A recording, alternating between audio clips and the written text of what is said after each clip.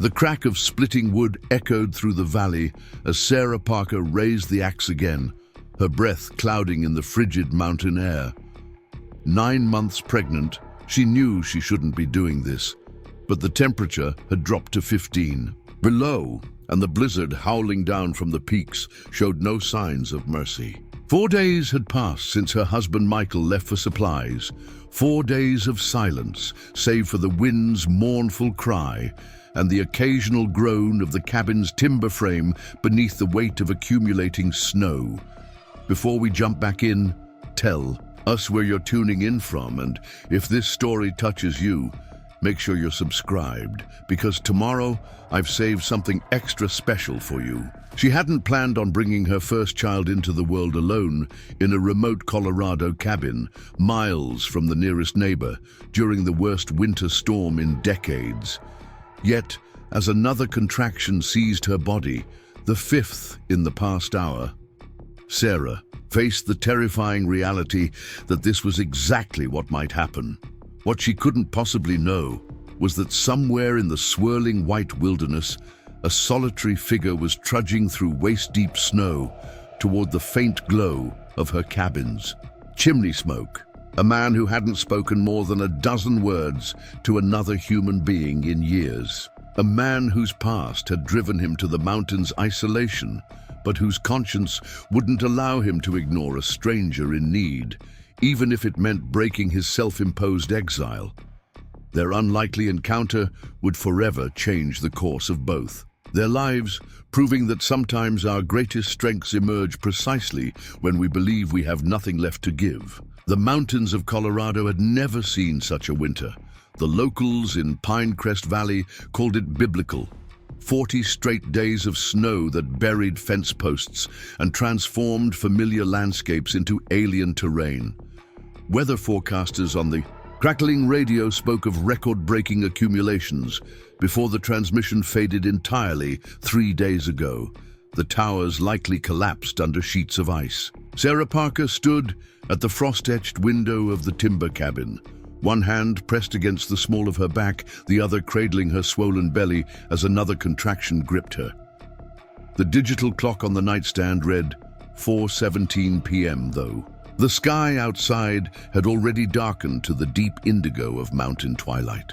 She marked the time mentally, 12 minutes since the last one, still far apart but undeniably intensifying. "Just a little longer, little one," she whispered, rubbing gentle circles over her abdomen. "Dad will be back soon." But even as the words left her lips, Sarah confronted the growing certainty that Michael wasn't coming home, at least not before their baby did. The rational part of her mind, the part shaped by 6 years as an emergency room nurse at Denver Memorial, understood. The truth, no one could navigate Miller's Pass in these conditions. If Michael hadn't returned by now, something had gone terribly wrong. The fire in the stone hearth sputtered, drawing her attention to the dwindling pile of split logs beside it. She'd been rationing the wood, burning only enough to keep the main room above freezing, retreating to the bedroom with its smaller wood stove when the sun went down. But with labor beginning and temperatures plummeting, she would need constant heat throughout the cabin. Sarah tugged on Michael's oversized flannel shirt over her thermal top, followed by his down vest. The familiar scent of pine and coffee that clung to his clothes provided momentary comfort, a phantom embrace. She pulled on 2 pairs of wool socks and slid her swollen feet into her snow boots, wincing at the effort it took to bend over her rounded belly. "We can do this," she said aloud, her voice sounding strange after days of silence. "We've prepared for everything." That wasn't entirely true. They had prepared for a winter birth, stocked medical supplies, arranged for Sarah's mother to come, stayed 2 weeks before her due date, and identified 3 potential routes to the hospital in Riverstone, 40 miles away. What they hadn't prepared for was the historic blizzard that had blocked all access to their remote property, the failure of both power and phone lines, and Michael's fateful decision to make one last supply run before the baby arrived. Sarah pulled the sturdy cabin door open, immediately fighting against the wind that seemed determined to either keep her inside or rip the door from its hinges entirely. The covered porch had become a tunnel of snow, with drifts reaching nearly to the roof on either side. The emergency woodpile was half buried, but accessible. She waded through snow that reached her thighs, grateful that Michael had insisted on building the woodshed as an extension of the porch rather than a separate structure. The simple act of gathering armfuls of logs left her breathless, her body already taxed by pregnancy and the early stages of labor. As she turned back toward the door, balancing the precious fuel, something made her pause. A sound, faint but distinct from the wind's constant howl. She peered into the swirling white void beyond the porch, seeing nothing but the ghostly shapes of pine trees bending under their frozen burden. Must be a branch breaking under the weight of ice, she reasoned, hurrying back inside, where she deposited the logs beside the hearth. She added 2 to the fire, watching as the flames grudgingly accepted the offering, slowly wrapping around the cold wood. The cabin that had once seemed so perfect now felt like a trap. When she and Michael first discovered the property 2 years ago, they had fallen in love with its rustic charm and breathtaking views. Both of them had grown weary of Denver's congestion and the constant stream of trauma cases that paraded through the emergency room. Michael, a structural engineer who could work remotely, had suggested they find a place where life moved at a gentler pace. Somewhere they could raise children surrounded by nature rather than concrete. The irony wasn't lost on Sarah as she checked her emergency medical kit for the dozenth time that day. She had left the hospital to escape the constant pressure of life or death situations, yet here she was, facing the most critical one of her life without a medical team, without equipment, without even the reassurance of another human voice. The kit contained the basics: sterile gloves, umbilical cord clamps, gauze, antiseptic sutures, and the emergency birthing guide she'd brought home from her last prenatal class. She had additional medical supplies in the bathroom cabinet: antibiotics, left over from a previous prescription, pain relievers that were safe during pregnancy, a surgical kit from her nursing days. She was better prepared than most, she reminded herself. She had delivered 3 babies during her ER rotation, all unplanned arrivals, women who hadn't made it to the maternity ward in time. She knew the mechanics, the potential complications, the warning signs. Knowledge was power. She just never imagined having to apply that knowledge to her own body, her own child. Sarah moved methodically around the cabin, gathering supplies and arranging them for easy access. Clean towels, basins of melted snow water, one boiled for sterilization, one at room temperature, extra blankets, the battery-powered camping lantern, in case she needed better light than the fire provided.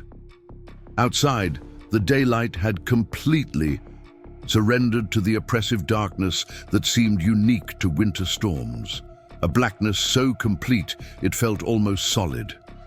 The windows, double-paned and weather-sealed, still rattled with each gust of wind, tiny drafts finding their way through, imperceptible cracks to raise goosebumps on Sarah's skin. Another contraction seized her, stronger than the previous ones, causing her to grip the edge of the kitchen counter and breathe through gritted teeth. When it passed, she checked the clock. 9 minutes. Things were progressing. She forced herself to eat a meager dinner, the last of the bread with peanut butter and a handful of dried apricots. The pantry was still reasonably stocked with non-perishables, but fresh food had run out days ago. The refrigerator, powerless, for nearly a week, had been emptied, its contents either consumed or buried in the snow outside as impromptu cold storage. As she chewed mechanically, Sarah's mind wandered to the life growing inside her. They had chosen not to learn the baby's sex, wanting to preserve one of life's few remaining surprises. They had settled on names, though: Rebecca for a girl, after Michael's grandmother, and James for a boy, after Sarah's father. "You picked quite a time to make your entrance, little one," she murmured, running her palm over the taut skin where a foot or elbow pressed outward in response. But we'll get through this. Mountain babies are made of stronger stuff. It was something Michael always said when Sarah expressed concerns about raising a child so far from civilization. Mountain babies are different, he'd insist with that crooked smile that had first attracted her to him in the hospital cafeteria 3 years ago. They come into the world already knowing how to weather storms. That thought sustained her as she settled into the rocking chair beside the fire, a quilt draped over her legs and her mother's tattered copy of What to Expect When You're Expecting open on her lap. She'd read it cover to cover multiple times, but revisiting the chapter on labor and delivery seemed prudent now. The hours crept forward.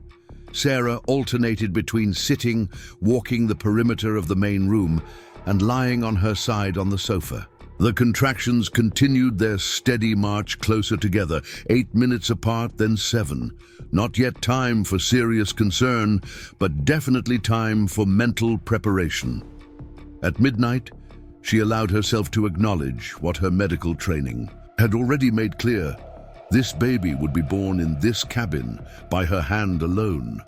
No last-minute rescue, no convenient pause in the storm. Just her unborn child, and the howling wilderness outside. The realization brought unexpected calm. Panic was a luxury she couldn't afford. Her baby deserved a mother who remained clear-headed, who could draw on her training even while experiencing the intense physical demands of childbirth. She heated water on the wood stove, sterilized what instruments she had, and arranged the bedroom for delivery. The bed was too high, she decided, and probably too soft for proper support. Instead, she created a pallet on the floor using quilts and blankets, positioned so she could brace herself against the bed frame if needed. As she worked, the familiar routine of medical preparation centered her. This was no different than preparing a trauma room, she told herself. Anticipate needs, eliminate potential complications, maintain a sterile field. The fact that she was both caregiver and patient was simply a logistical challenge to overcome. The fire needed tending again. Sarah made her way back to the main room, added another log, and was turning back toward the bedroom when a distinctive sound cut through the storm's constant white noise. 3 solid thumps against the cabin door, not the random knock of debris carried by wind, deliberate. Preparing and narrating this story took us a lot of time, so if you are enjoying it, subscribe to our channel. It means a lot to us. Now back to the story. Human. Sarah froze, her nurse's instincts immediately at war with self-preservation. Someone was outside, someone who might need help in the deadly cold, but someone who might also pose a threat to a woman alone, vulnerable, in labor. She moved toward the rifle mounted above the fireplace, another of Michael's insistences that she had originally protested, but now appreciated. She'd learned to use it, reluctantly at first, then with growing confidence as Michael patiently coached her through target practice during the golden days of autumn. "Who's there?" she called, the rifle held awkwardly against her side, her pregnant belly making proper stance impossible. No answer came, only the implacable howl of the wind. Had she imagined it? Was her desperate hope for assistance manufacturing phantom rescuers? The sound came again. Knock, knock, pause, knock. "I have a gun," she announced, her voice steadier than she felt. "Identify yourself." A muffled voice responded, barely audible, through the thick pine door and the storm's constant roar. Something about chimney smoke, something about help. Sarah hesitated, calculating risks, opening the door to a stranger versus facing childbirth alone, hypothermia and frostbite versus potential threat. The medical professional in her made the decision. In such extreme conditions, no one traveled without urgent purpose. and anyone who had managed to reach her cabin in this blizzard possessed either extraordinary determination or exceptional wilderness skills. Either might prove invaluable in her current situation. Keeping the rifle visible, she unlatched the door and opened it just wide enough to see outside. The figure on her porch stood perfectly still, as if movement might shatter some fragile trust. Snow crusted a heavy beard and gathered on broad shoulders encased in a weather-beaten canvas coat. Behind him, barely visible through the driving snow, stamped the dark shape of a horse, its breath creating brief clouds in the frigid air. The man's eyes, clear and grey as the winter sky between storms, assessed her in a single glance. They registered the rifle, her obvious pregnancy, and the tension in her stance without a flicker of emotion crossing his weathered face. "Saw smoke from your chimney," he said, voice low and rough from disuse. Not many cabins occupied this high, up in winter. He paused, seeming to weigh his words carefully. Thought someone might need help. Another contraction gripped Sarah, this one sharp enough to make her inhale sharply. The man noticed but remained motionless, making no move to enter uninvited. "My husband went for supplies days ago," Sarah managed when the pain subsided. "The storm. He hasn't returned." The stranger nodded once, as if confirming something he'd already suspected. "You're having a baby," he stated simply. Not a question. An observation, delivered without judgment or alarm. Something about his matter-of-fact tone steadied her racing thoughts. This wasn't the reaction of someone with malicious intent. "Yes," she admitted. "Started a few hours ago. Still early." He glanced over his shoulder at the endless swirl of white. Storm's not letting up. 3 more days at least, according to the sky. He returned his gaze to her. "Name's Jack. I live 7 miles north. Used to be a ranger in these parts." Sarah registered the significance of his words. 7 miles in these conditions might as well be 700. This man had battled through near impossible terrain to investigate a wisp of smoke, and he had mentioned being a ranger, Forest Service presumably, someone accustomed to responsibility and helping others. Another contraction answered her. Unspoken question. She couldn't afford to turn away help, regardless of the potential risks. "I'm Sarah," she said, lowering the rifle slightly. "Sarah Parker. I'm a nurse, or was, before we moved here." Something flickered in Jack's expression. Not quite a smile, but a softening around the eyes. "Nurse," he repeated. "That's good. Better prepared than most." He made no move to enter, still awaiting explicit invitation. The horse behind him snorted impatiently, a plume of steam dissipating in the frigid air. "Please," Sarah said, stepping back and opening the door wider. "Come in."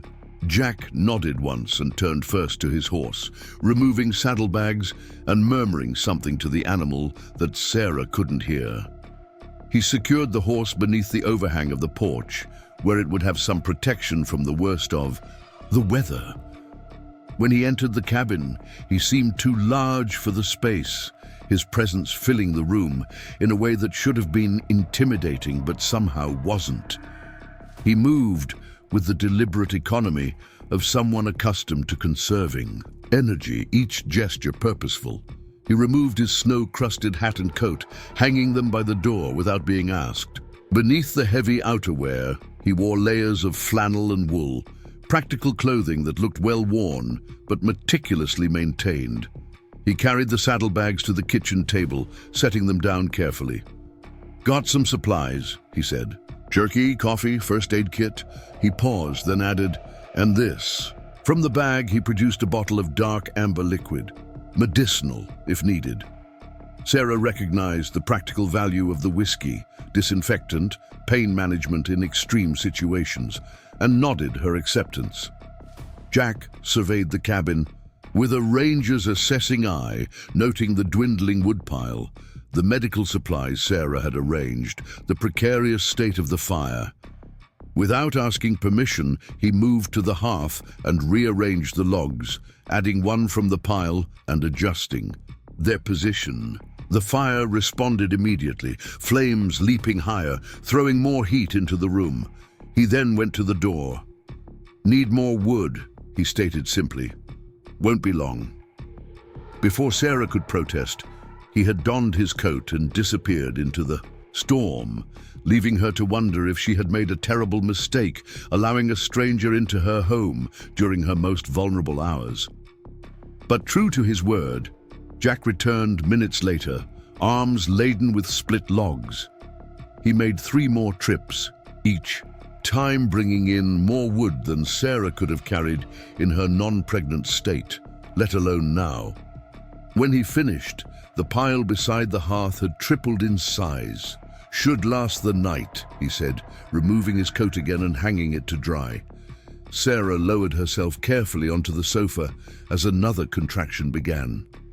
Jack noticed her discomfort, but didn't hover or offer unwanted assistance. Instead, he moved to the kitchen area and began efficiently assessing what resources were available.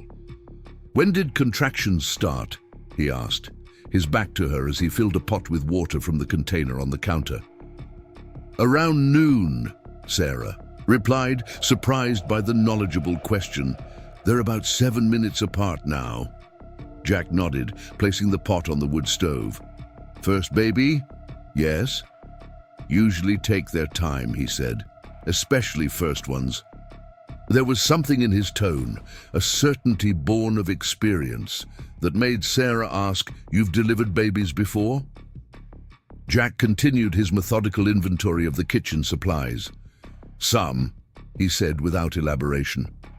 Then, perhaps sensing her need for reassurance, he added, "My wife was a midwife up in Montana." The past tense hung in the air between them. Was. Sarah didn't press for details. The simple statement explained both his knowledge and something of the solitude that seemed to cling to him like a second skin. "I've delivered 3, Sarah offered, "but all in hospital settings, with equipment and colleagues." Jack turned to face her, his expression unchanged, but his eyes holding steady on hers. "You know what to do," he said, not a question, but a statement of fact. "I'm just an extra pair of hands." The simple practicality of his approach calmed the last of Sarah's reservations. This wasn't a threatening presence in her home, but a surprisingly welcome ally, someone who understood both birth and wilderness survival, appearing precisely when both skill sets were desperately needed. As if to punctuate this realization, another contraction seized her, stronger than before. Sarah breathed through it, using the techniques she'd practiced and taught to countless expectant mothers. When it passed, she glanced at the clock. 6 minutes. "Things are moving along," she observed. Jack nodded. "Your body knows what it's doing, even up here in the mountains." He returned to the stove, pouring hot water into a mug. "Tea," he explained, offering it to her. "Helps with strength. Long night ahead." Sarah accepted the mug, inhaling the fragrant steam, some kind of herbal blend she didn't recognize, earthy and slightly sweet. "Thank you," she said, surprising herself with the depth of gratitude in those simple words. "I was preparing to do this alone." Jack's gaze shifted to the window where the blizzard continued its relentless assault. "No one should be alone out here," he said quietly. "Not in weather like this, not for something like this." The statement seemed to contain more meaning than the words themselves conveyed, as if he was speaking from a place of profound personal experience. Sarah sipped the tea, feeling its warmth spread through her chest, and wondered what circumstances had led this solitary mountain man to her door on this of all nights. Jack moved around the cabin with quiet efficiency, seeming to intuit what needed doing without being told. He adjusted the damper on the wood stove to maintain a steady heat. He found the lanterns Sarah had prepared and positioned them strategically for maximum light. He brought fresh water from the snow barrels outside, heating some and leaving some cool. all while maintaining a respectful distance, offering assistance without intrusion, present without hovering. It struck Sarah that his behavior was not unlike that of the best labor and delivery nurses she had observed during her hospital rotations, attentive but unobtrusive, ready but patient. As the contractions intensified and drew closer together, Sarah found herself grateful for Jack's quiet competence. When she needed to walk, he cleared a path through the main room. When she needed to rest, he adjusted pillows without comment. When she needed to talk through her growing anxiety about Michael's absence, he listened without empty reassurances or platitudes. "The pass is treacherous in good weather," she explained during a lull between contractions, pacing the length of the cabin. "In this..." She gestured toward the window where snow continued to fall in hypnotic swirls. Jack nodded. "Miller's Pass has taken many, even those who know it well." The brutal honesty might have seemed cruel from someone else, but from Jack it felt like respect, acknowledgement that she deserved truth rather than false hope. "He's a good man," Sarah said, one hand supporting her lower back as she walked. "Wanted this baby so much. Built this place for us, for a family." "He chose good land," Jack observed, "protected from the north wind, near water, solid timber." Such practical assessment might have seemed cold, but Sarah recognized it as high praise from a man who clearly valued function and survival above sentiment. The hours of early labor stretched into the deepest part of night. The fire crackled steadily, casting dancing shadows across the log walls.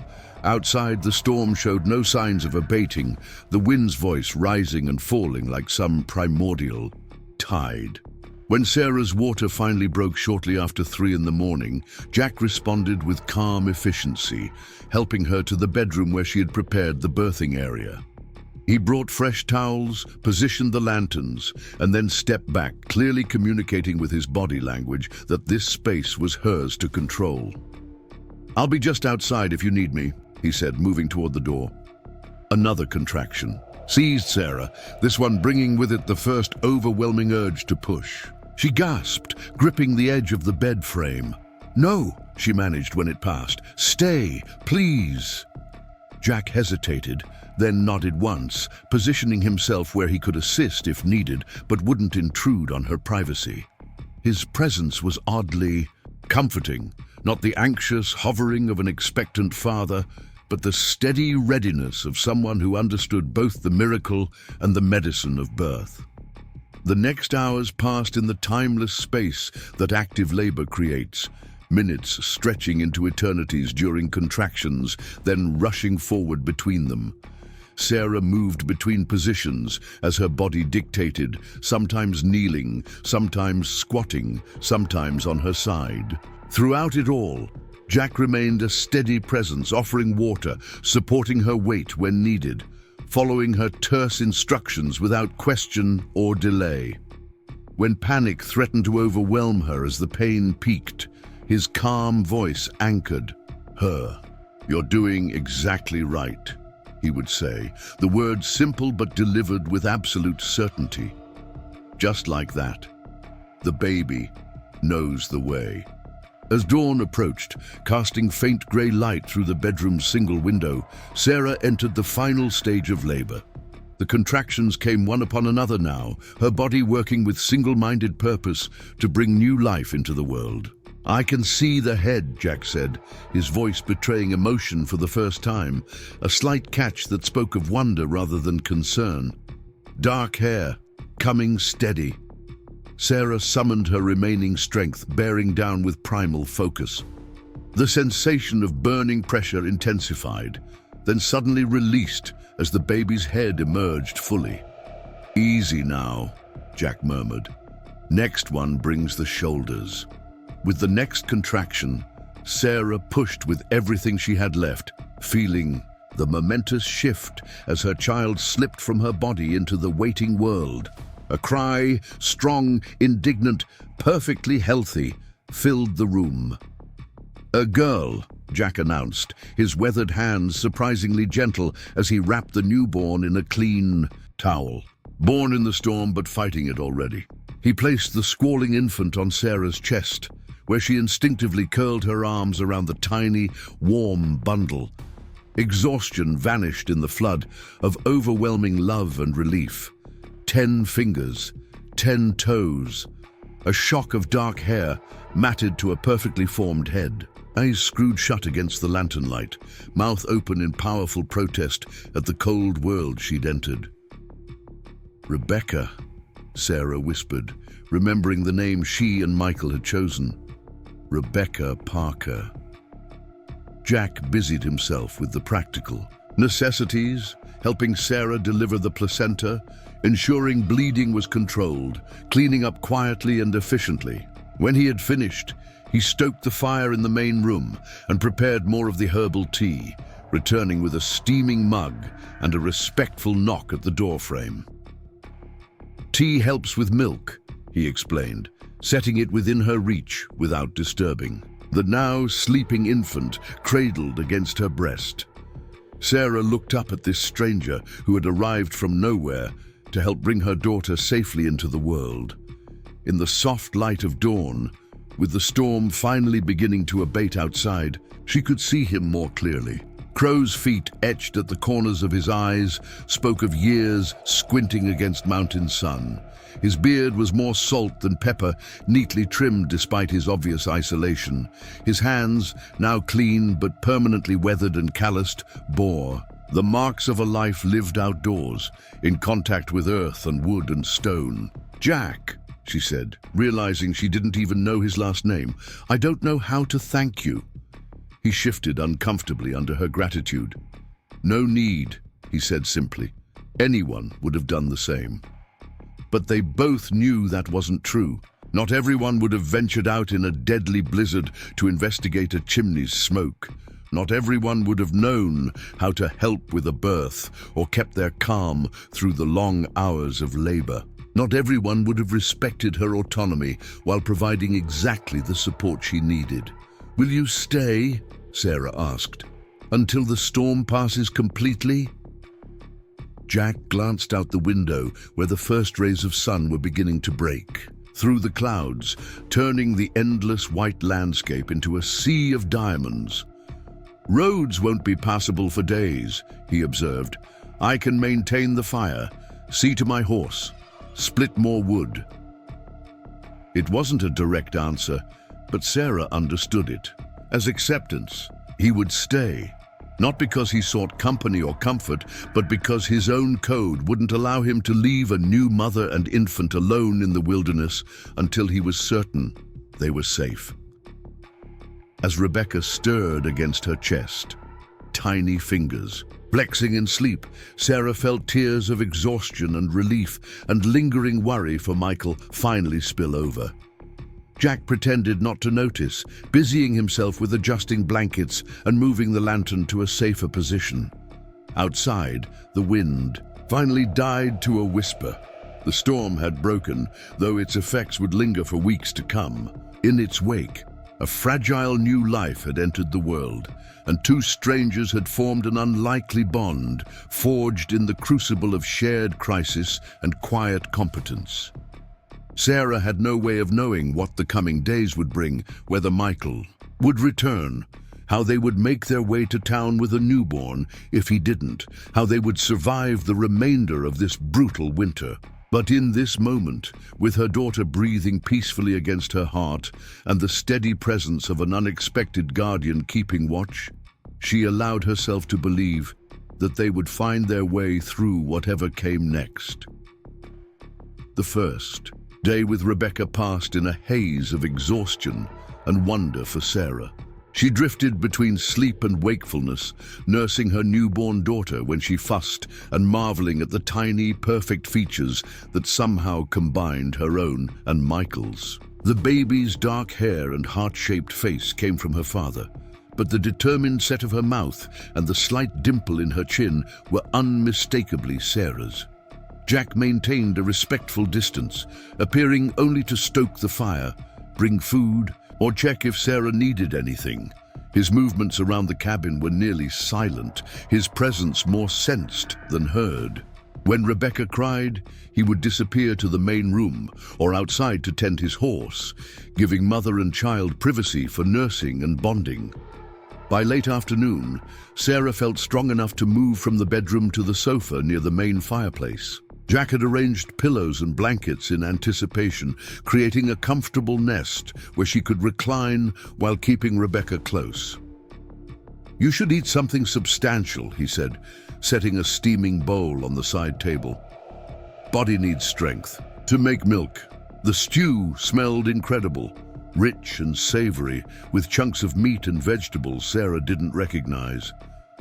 "What is this?" she asked, balancing Rebecca in one arm while accepting the bowl with her free hand. "Venison," Jack replied. "Had some dried in my pack. Found wild onions stored in your root cellar, potatoes too."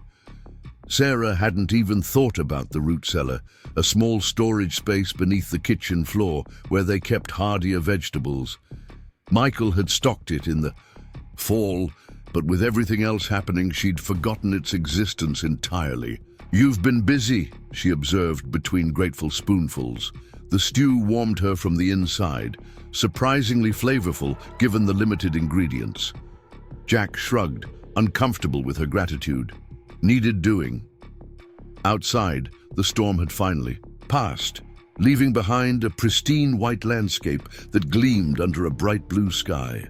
The temperature had risen slightly with the sunshine, though still well below freezing. Massive icicles hung from the eaves like crystal daggers, occasionally dropping with startling cracks that made Rebecca startle against Sarah's chest.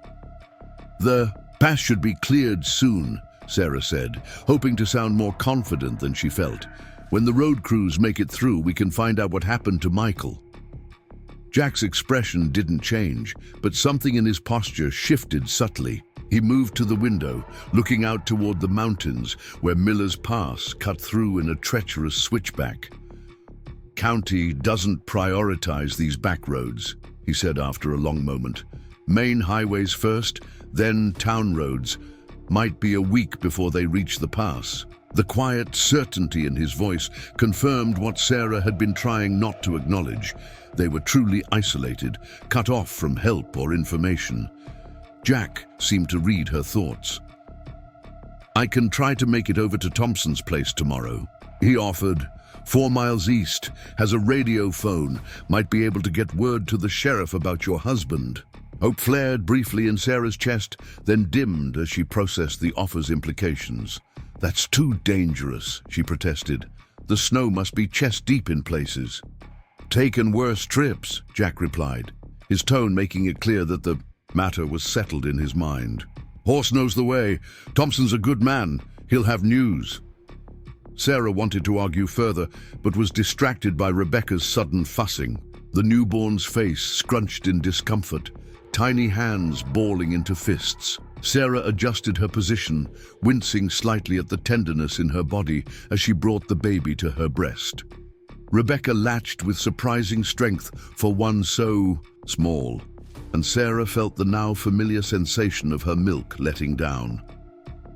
Jack discreetly moved to the kitchen area, giving them privacy. Sarah heard him quietly washing dishes, the domestic normalcy of the sound striking a strange contrast with their extraordinary circumstances. As Rebecca nursed, Sarah's thoughts returned to Michael. Where was he? Had he made it to town before the worst of the storm hit? Was he trapped somewhere, unable to return but safe? Or had the treacherous mountain roads claimed him as they had so many others over the years? She had to believe he was alive. The alternative was unthinkable, that Rebecca would never know her father, that Sarah would be left to raise their child alone in this beautiful but unforgiving wilderness. "She has a good appetite," Jack observed. From the kitchen, his back still turned to afford them modesty. "Strong lungs too." Sarah smiled despite her worry. "She knows what she wants, doesn't hesitate to demand it." "Good trait in these mountains," Jack said, something like approval warming his usually stoic tone. "Hesitation gets people killed out here." When Rebecca had nursed her fill and drifted into milk-drunk sleep, Sarah carefully adjusted her clothing and settled the baby in the makeshift cradle Jack had constructed, a sturdy wooden box lined with soft blankets, positioned close to the fire but not too close. "You should rest too," Jack suggested, wiping his hands on a dish towel. "I'll keep watch." The simple offer, "I'll keep watch," carried profound weight. In the vast wilderness surrounding them, with night approaching and temperatures plummeting once more, the presence of someone standing guard meant everything. "Thank you," Sarah said, suddenly overcome with emotion. The physical toll of childbirth, the lingering hormonal shifts, the uncertainty about Michael, and the sheer unlikeliness of Jack's timely arrival all converged in a wave that threatened to break her carefully maintained composure.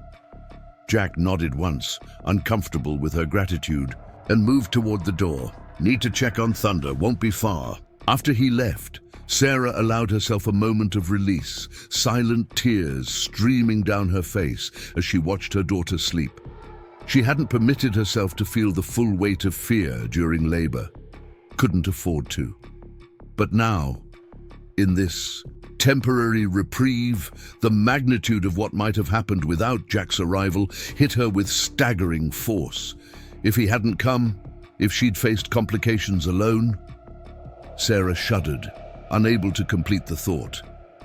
Instead, she focused on the miracle sleeping peacefully beside her. 10 perfect fingers, 10 perfect toes, lungs that announced her arrival with healthy vigor, a heart that beat strong and steady beneath her tiny ribcage. Whatever came next, Rebecca was here, safe and thriving. That certainty became an anchor amidst the surrounding uncertainty. Sarah must have dozed off because she woke to the gentle sound of the cabin door closing. Twilight had fallen, casting the room in soft shadows, broken only by the orange glow of the fire. Jack moved quietly, removing his coat and stomping snow from his boots. "Everything okay?" Sarah asked, her voice rough with sleep. He nodded. "Horses settled, set out some feed, built him a better windbreak." Rebecca still slept soundly in her makeshift cradle, her tiny chest rising and falling in the rhythm of complete contentment. Sarah shifted, wincing at the soreness in her body. "Medicine cabinet has some pain relievers," she said. "In the bathroom, the white bottle marked ibuprofen, safe for nursing." Jack retrieved the medication without comment, bringing it to her with a glass of water. His quiet efficiency was becoming familiar, comforting in its predictability. "You must be exhausted too," Sarah observed, noting the lines of fatigue etched around his eyes. "When was the last time you slept?" He seemed to consider the question as if it were a complex mathematical problem. "Yesterday, maybe, or the day before." "There's another bedroom," Sarah offered. "Michael's office, really, but it has a daybed. You should rest while Rebecca and I sleep." Jack glanced toward the window where darkness had fully descended, stars emerging in the crystalline clarity that follows major storms. Someone should keep the fire going. "We'll hear if it needs tending," Sarah countered, "and I'll be up with Rebecca every few hours anyway." For a moment it seemed he might refuse, his ingrained self-sufficiency warring with obvious fatigue. Finally, he nodded. "I'll rest for a few hours. Call if you need anything." "I will," Sarah promised, knowing she wouldn't unless absolutely necessary. This man had already done more than she could have hoped for. She wouldn't disturb what little rest he permitted himself. As Jack disappeared into the small office that Michael had furnished with a desk, bookshelves, and the daybed intended for eventual guests, Sarah found herself contemplating the strange turns life could take. 36 hours ago, she'd been alone, terrified, facing childbirth in isolation. Now her daughter slept peacefully beside her, and a stranger with seemingly limitless wilderness knowledge had appointed himself their protector. The night passed. In the disjointed rhythm common to all new mothers, brief periods of sleep interrupted by Rebecca's hungry cries. Each time, Sarah would nurse her daughter, change her makeshift diaper fashioned from clean cloths, and soothe her back to sleep. The cabin remained warm thanks to the substantial wood pile Jack had accumulated, the fire never dwindling below, a steady glow. Dawn arrived with crystalline brightness, sunlight reflecting off snow so brilliantly it hurt the eyes. Sarah had just finished the morning's first feeding when she heard Jack moving in the other room. He appeared moments later, his hair slightly mussed from sleep, but otherwise as composed as ever. "Morning," he said, moving immediately to check the fire. "How is she?" "Perfect," Sarah replied, smiling down at Rebecca, who had fallen asleep. At her breast, milk dribbling from the corner of her tiny mouth. Eating well, strong grip, everything a new mother hopes for. Jack nodded his approval, then moved to the kitchen where he began preparing breakfast without discussion. Sarah heard the clatter of pans, the scrape of the cast-iron griddle being positioned on the wood stove. "You don't have to cook for me," she called. "Need to eat," came the practical reply. "Both of us do." The smell of frying bacon soon filled the cabin, another item Jack had apparently brought in his seemingly bottomless saddlebags. When he brought her a plate containing bacon, pan-fried potatoes, and 2 eggs with perfectly runny yolks, Sarah realized just how hungry she was. Childbirth had depleted her energy reserves more thoroughly than she'd acknowledged. "This is wonderful," she said between grateful bites. "Where did you learn to cook like this?" Jack sat in the chair opposite, his own plate balanced on his knee. "When you live alone, you learn. Or you eat poorly." There was a story there, Sarah sensed, but didn't press. Instead, she asked, "Are you still planning to try for Thompson's place today?" He nodded, chewing thoughtfully. "Weather's holding, best chance we'll get. But the snow..." "Thunder can manage it," Jack interrupted gently. "Been through worse." "Together." Sarah wanted to protest further, but recognized the determined set of his jaw. This man had clearly survived conditions that would defeat most, and he had decided this journey was necessary and possible. Arguing would only waste breath. "How long will it take?" she asked instead. "There and back. 6 hours if the route I'm thinking proves passable." He glanced at Rebecca. "Will you be all right that long?" The question held no judgment, just practical concern. Sarah appreciated that he didn't assume helplessness despite her recent childbirth. "We'll be fine," she assured him. "I can manage. The fire, and I've got everything I need for Rebecca right here." She patted the supplies arranged within arm's reach, diapers, wipes, changes of clothes for the baby. Jack finished his breakfast and carried their plates to the sink, washing. Then with the same silent efficiency he brought to every task. When the kitchen was in order, he began preparing for his journey, layering clothing and checking the contents of a small pack. "There's a rifle in the closet," Sarah said, "and ammunition in the drawer of Michael's desk. You should take it." Jack considered her offer, then shook his head. "Got my own," he said, patting a long canvas case she hadn't noticed before. "But thank you." He moved to the door, donning his heavy coat and gloves. "Keep the fire steady, not too hot, not too low. Plenty of wood inside now." "I will." He hesitated, hand on the doorknob, his usual certainty momentarily faltering. "If I'm not back by nightfall..."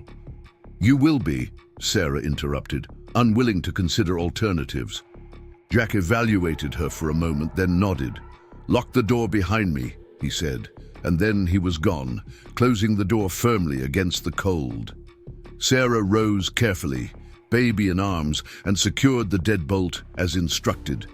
Through the window, she watched Jack trudge through snow that reached mid-thigh in places, making his way to where Thunder waited in the lean-to shelter he'd constructed yesterday. With practiced movements, he saddled the animal and mounted, the horse's powerful muscles bunching as it pushed through the deep drifts. As they disappeared into the tree line, Sarah felt a pang of worry. What if he encountered trouble? What if the snow was deeper than anticipated? What if predators, driven by hunger after the long storm, saw the horse and rider as potential prey? She forced herself to turn away from the window. Worrying would accomplish nothing. Jack clearly knew these mountains intimately. His confidence wasn't bravado, but the earned certainty of someone who had faced wilderness challenges countless times and emerged victorious. The day stretched before her, the first she would spend alone with her daughter. Sarah settled back onto the sofa, arranging Rebecca against her chest, where the newborn sighed contentedly, tiny fingers flexing in sleep. "It's just us for a while, sweet girl," Sarah whispered, stroking the dark down on her daughter's head. "But we're going to be fine. Jack will find out about Daddy, and everything will be okay." The words were as much for her own benefit as for Rebecca's, a verbal talisman against darker thoughts that threatened at the edges of her consciousness. She focused instead on practical matters, feeding herself, tending the fire as instructed, changing Rebecca's makeshift diapers, applying the herbal salve Jack had left for her still tender body. Midday brought a brief snow flurry, fat flakes drifting lazily past the windows rather than the driving horizontal assault of the previous days. Sarah watched their gentle descent while nursing Rebecca, finding unexpected peace in the quiet rhythm of their breaths synchronizing.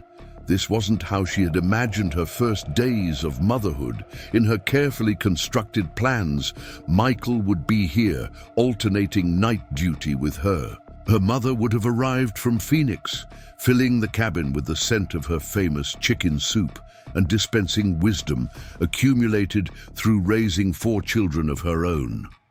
The doctor from Riverstone would have performed a wellness check, confirming that both mother and baby were thriving. Instead, she had only herself, her newborn, and the uncertain promise of Jack's return with news. Yet strangely, Sarah didn't feel the panic such isolation might be expected to produce. Something about successfully bringing Rebecca into the world, under the most challenging circumstances, had awakened a primal confidence in her capabilities. She could do this, could feed her child, keep them both warm, maintain their safety. Everything else would sort itself out in time. The afternoon waned, shadows lengthening across the snow-covered yard. Sarah checked the clock frequently as hour 4 of Jack's absence passed, then 5. She reminded herself of his estimate: 6 hours, if conditions permitted. No reason for concern yet. When Rebecca grew fussy despite a full feeding, Sarah discovered the soothing power of movement. She paced the cabin, the baby held securely against her shoulder, humming softly and patting the tiny back until a surprisingly robust burp emerged from such a small being. Rebecca settled immediately afterward, apparently content now that the offending gas bubble had been released. "That's it," Sarah murmured approvingly. "You just needed to let that out, didn't you?" The simple act of talking to her daughter, even knowing Rebecca understood nothing of the words, provided unexpected comfort. The cabin felt less empty with her voice filling the silence, less isolated with this new life responding to her touch and tone. As the 6th hour of Jack's absence approached, Sarah positioned herself near the window, eyes straining for any movement along the tree line. The temperature was dropping rapidly with the setting sun, the snow taking on a bluish cast in the fading light. When she finally spotted a dark shape emerging from the pines, relief flooded through her with such intensity that her knees weakened. She sat quickly in the chair by the window, Rebecca still cradled in her arms, and watched Jack's approach, even at a distance, and through the gathering dusk, she could tell something was wrong. The horse moved more slowly than before, and Jack's posture had changed, more rigid, leaning slightly forward in the saddle. As they drew closer, Sarah gasped. A dark stain spread across Jack's left sleeve, unmistakably blood despite the pour. Light! She hurried to the door, throwing it open as Jack reached the cleared area near the cabin. "You're hurt," she called, clutching Rebecca close against the sudden influx of cold air. Jack didn't answer immediately, focusing on dismounting with careful, measured movements that spoke of significant pain being rigorously controlled. Once on the ground, he leaned briefly against Thunder's solid flank before straightening and leading the horse toward the shelter. "Inside," he called over his shoulder. "Too cold for the baby?" Sarah retreated reluctantly, closing the door but hovering anxiously beside it. Minutes later, Jack entered, his movements stiffer than usual, his complexion noticeably paler beneath the weather-burnished skin. "What happened?" Sarah demanded, automatically scanning him with a nurse's assessing gaze.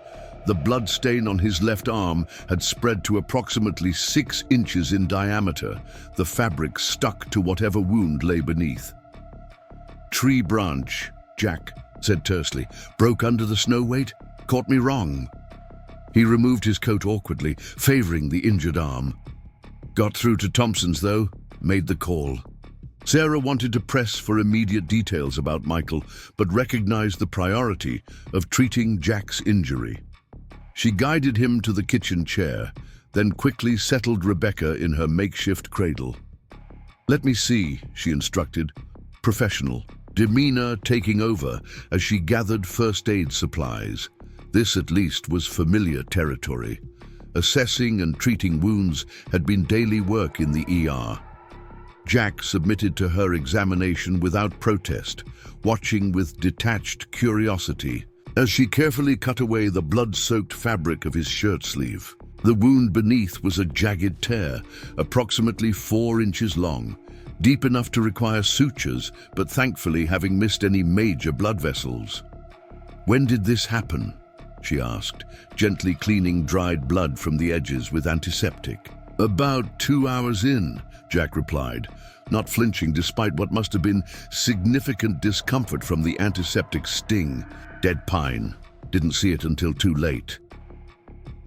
"And you still continued to Thompson's?" Sarah asked, unable to keep the disbelief from her voice. Jack shrugged his uninjured shoulder.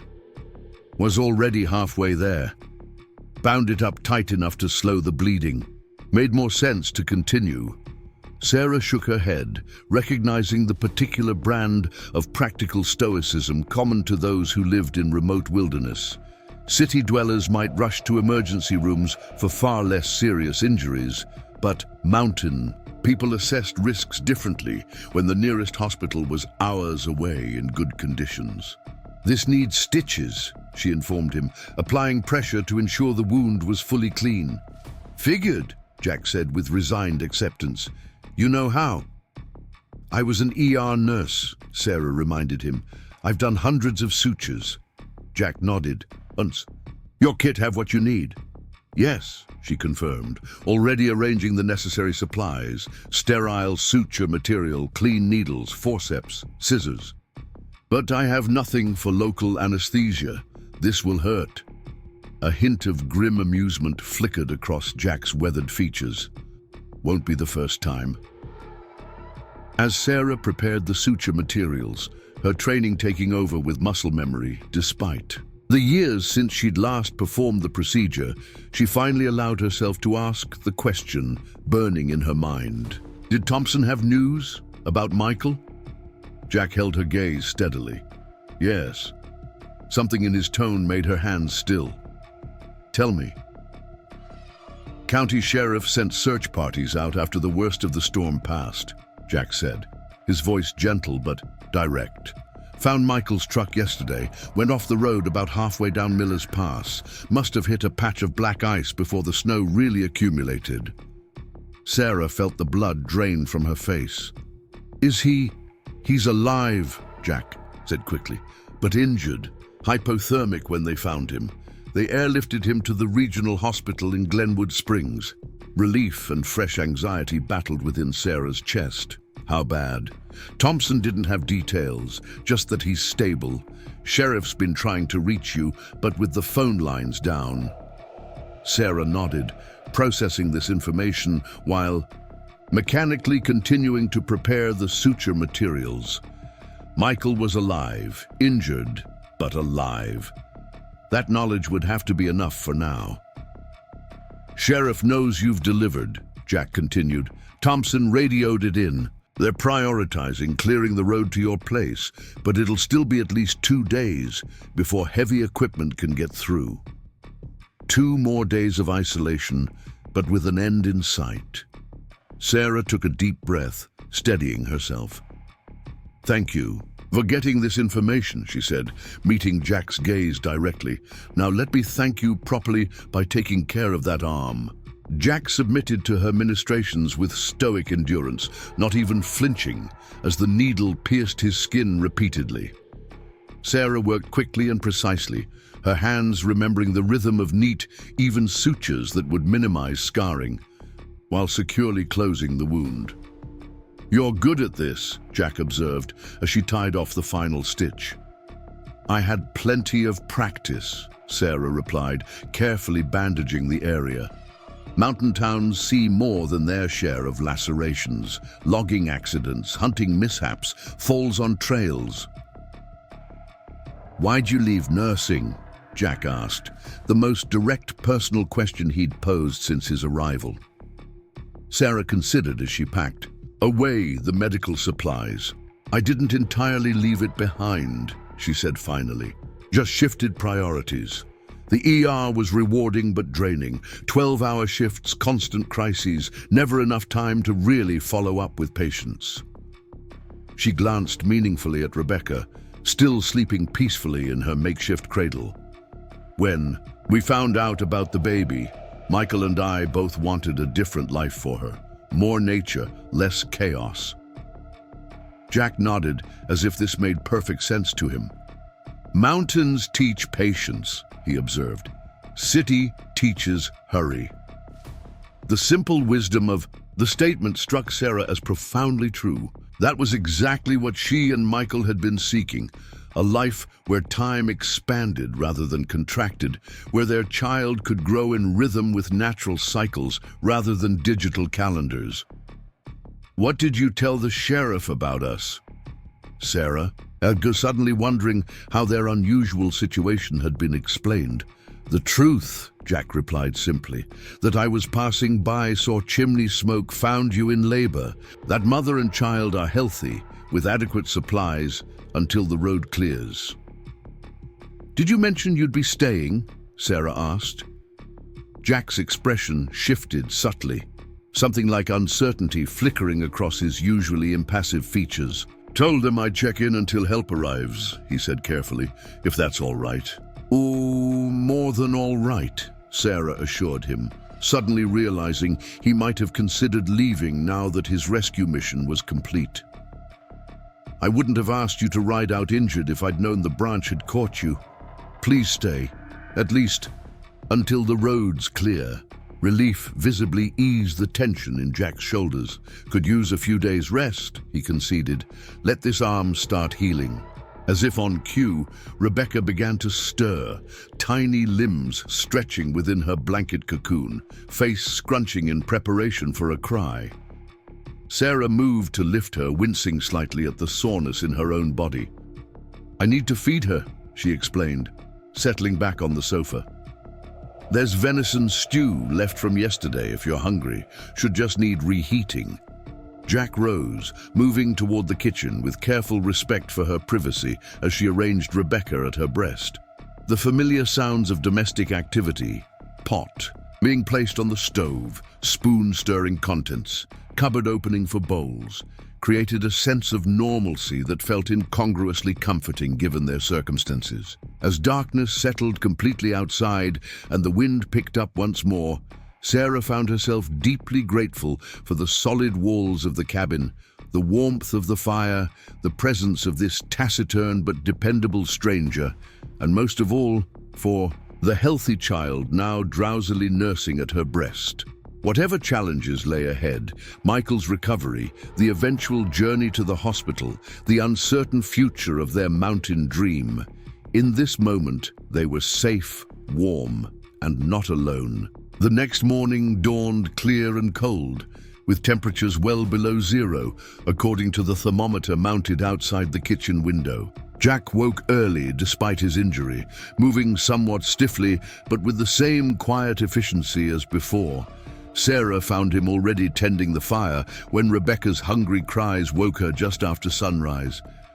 "How's the arm?" she asked, carefully, adjusting her position on the sofa to nurse the baby.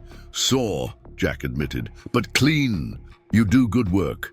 Sarah smiled at the simple compliment. "It will need regular cleaning and bandage changes, and you should take it easy for a few days to avoid reopening the wound." Jack made a non-committal sound that suggested he had his own ideas about taking it easy, but didn't openly contradict her. Instead, he moved to the window, surveying the pristine landscape with the practiced eye of someone who read natural conditions as easily as others read books. "Road crew will have their work cut out," he observed. "Drifts are deep in the lower sections." Sarah followed his gaze to where their long driveway disappeared into the pine forest, completely obliterated by snow that must have been chest-deep in places. "2 days seems optimistic," she agreed. "Thompson said they're bringing in equipment from the next county," Jack offered. "States declared an emergency for these outlying areas. Riverstone got hit even harder than here." The mention of the nearby town sparked fresh worry about Michael. Was the regional hospital adequately equipped for whatever injuries he'd sustained? Should she be trying to get to him somehow? But the practical impossibility of traveling with a newborn through such conditions immediately quashed that thought. For now, they were exactly where they needed to be, safe, with sufficient supplies, waiting for appropriate help. "Tell me about him," Jack said unexpectedly as he moved to stoke the fire. "Your husband." The question surprised Sarah, both in its directness and because Jack had shown little inclination toward personal conversation before. She considered carefully before answering, watching Rebecca's rhythmic suckling. "Michael is determined," she said finally. "The kind of person who sees possibilities where others see problems. When we first visited this land, it was nothing but overgrown forest and a crumbling hunter's shack. I saw isolation and hard work.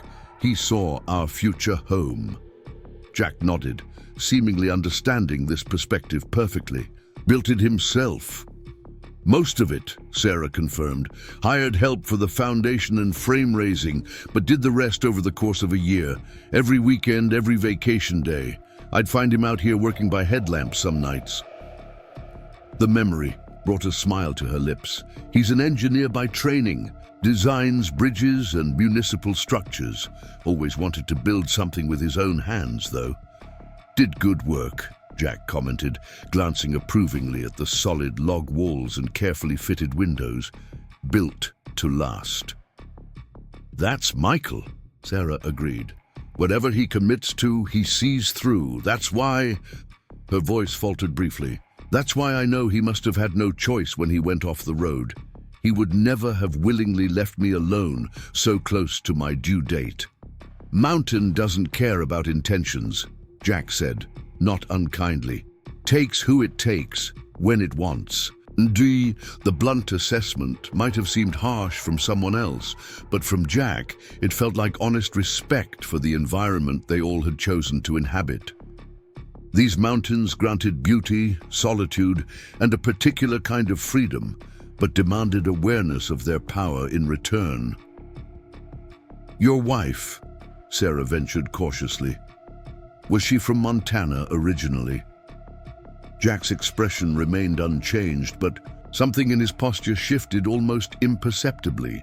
For a moment, Sarah thought he might not answer, might retreat behind the wall of privacy he maintained so effectively. Instead, he moved to sit in the chair opposite her, his injured arm held carefully against his body. "Emma was Blackfeet," he said finally. "Born on the reservation near Glacier. Smartest person I ever met. Trained as a midwife first with tribal elders, then formal schooling in Missoula." "How did you meet?" Sarah asked, encouraged by his willingness to share. A hint of a smile touched Jack's weathered face. "I was Forest Service, ranger station on the edge of the reservation. Got called to help when wildfires threatened some outlying homes." He paused, memory clearly taking him back. Emma was helping evacuate elders from the path of the fire, refusing to leave herself until everyone was safe. Most stubborn woman I'd ever seen. Sarah smiled, imagining the scene. A younger Jack in Forest Service uniform encountering a determined indigenous midwife who prioritized others' safety above her own. Love at first sight, she teased gently. Jack snorted. The closest thing. To a laugh she'd heard from him. More like respect at first fight. She told me I was positioning the evacuation vehicles all wrong. Said I didn't understand how the wind worked in that particular valley. His expression softened. She was right, of course. How long were you married? Sarah asked, sensing that talking about Emma was somehow important for Jack, perhaps long overdue. 17 years, he answered, would have been 22 this spring. The simple math confirmed what Sarah had already guessed. His loss was relatively recent. Cancer, you said? Jack nodded once. Pancreatic by the time they found it. Really, he didn't finish the sentence, didn't need to. Sarah's medical background filled in the grim prognosis such a diagnosis typically carried. I'm so sorry, she said softly. 3 years ago now, Jack continued, as if needing to complete the narrative now that he'd begun.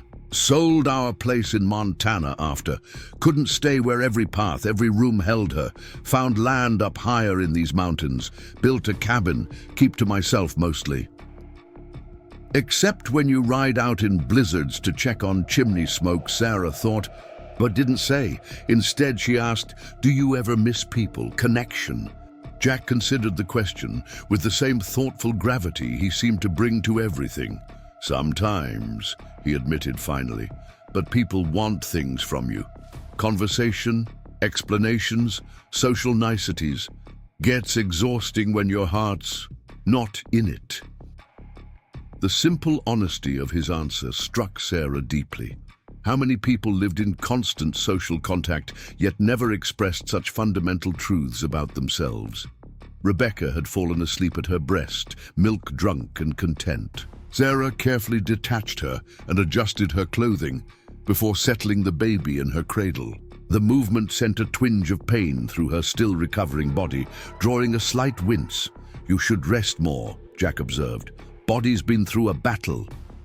Says the man who rode miles with a lacerated arm, Sarah countered with gentle irony. A faint smile touched Jack's lips. Do as I say, not as I do. The moment of shared humor felt significant, a small crack in the necessary formality they'd maintained. They were, after all, still essentially strangers thrown together by extraordinary circumstances. Yet the shared experiences of the past 2 days, her vulnerable childbirth, his injured return, their mutual commitment to Rebecca's well-being, had created something that, while not quite friendship, transcended mere acquaintance. The remainder of the day passed in comfortable routine. Jack, despite Sarah's protests, insisted on maintaining the fire and preparing meals, though he conceded to performing these tasks one-handed when possible. Sarah focused on recovering her strength and caring for Rebecca, whose patterns of feeding, sleeping, and alert periods were beginning to establish a predictable rhythm. By late afternoon, the temperature outside had risen enough that Jack suggested a brief venture onto the porch for Sarah. Fresh air helps healing, he insisted. He brought her heavy coat and boots, then bundled Rebecca in multiple layers before carefully wrapping her in a soft blanket, leaving only her tiny face exposed. Just 5 minutes, he cautioned. Cold seeps in quick with a newborn. Standing on the porch with her daughter in her arms and Jack's solid presence beside her, Sarah breathed deeply of the crystalline mountain air. The landscape stretched. Before them in pristine white, unmarked, save for the tracks of birds and small animals venturing out after the storm. Sunlight transformed ordinary scenes into breathtaking beauty. Icicles hanging from branches became prisms, casting rainbow fragments across the snow. Ordinary pines became frosted sculptures against the cobalt sky. "It's so beautiful," Sarah whispered, not wanting to disturb the perfect stillness. "Sometimes I forget, when I'm worried about practical things like roads and supplies." Jack nodded. "Mountains give perspective," he said simply. "Problems seem smaller when you remember they've stood through millennia of storms." The philosophical observation surprised Sarah, revealing yet another layer to this reticent man. Before she could respond, Rebecca squirmed in her blanket cocoon, face scrunching against the cold despite her layers. "Time to go in," Jack said immediately, holding the door for them. The warmth of the cabin embraced them as they returned inside, the contrast making Sarah realize how quickly the cold had indeed begun to seep through their layers. She settled back on the sofa, unwrapping Rebecca carefully to check that her tiny hands and feet remained warm. "She's fine," Jack assured her, adding another log to the fire. "Mountain babies are hardier than city ones." Sarah smiled at the confident assertion. "Is that scientific fact or mountain wisdom?" "Both," Jack replied with unexpected certainty. "Cold air strengthens lungs, changes the body's responses, makes them more resilient." The third day of Rebecca's life brought a noticeable shift in the weather. Dawn revealed a sky of perfect azure, the sun casting long golden fingers across the snow-blanketed valley. The bitter cold had eased slightly, allowing the top layer of snow to begin softening where direct sunlight touched it. Inside the cabin, a new rhythm had established itself, feeding, changing, sleeping, tending the fire, preparing meals, domestic cycles that created a sense of normalcy despite their unusual circumstances. Sarah woke to find Jack had already been up for hours. Through the bedroom doorway, she could see him seated at the kitchen table, methodically cleaning his rifle. The weapon lay disassembled on a cloth, each piece being attended to with practiced precision. His injured arm seemed to trouble him. Less this morning, his movements more fluid than the previous day. "Everything okay?" she asked, sitting up carefully, mindful of her still tender body. Jack glanced up briefly. "Just maintenance," he replied. "Thunder was restless at dawn, wanted to be prepared." "Restless?" Sarah asked, immediately alert to potential threats. "What does that mean?" "Could be nothing," Jack said, returning to his task. "Could be predators moving through after the storm. Wolves follow deer down to lower elevations when snow gets deep." The matter-of-fact mention of wolves sent a chill through Sarah that had nothing to do with the temperature.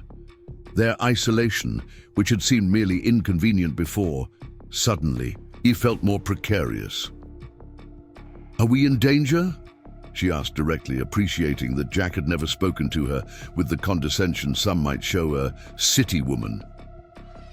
"Not if we're smart," he answered, reassembling the rifle with efficient movements. "Wolves rarely approach occupied dwellings.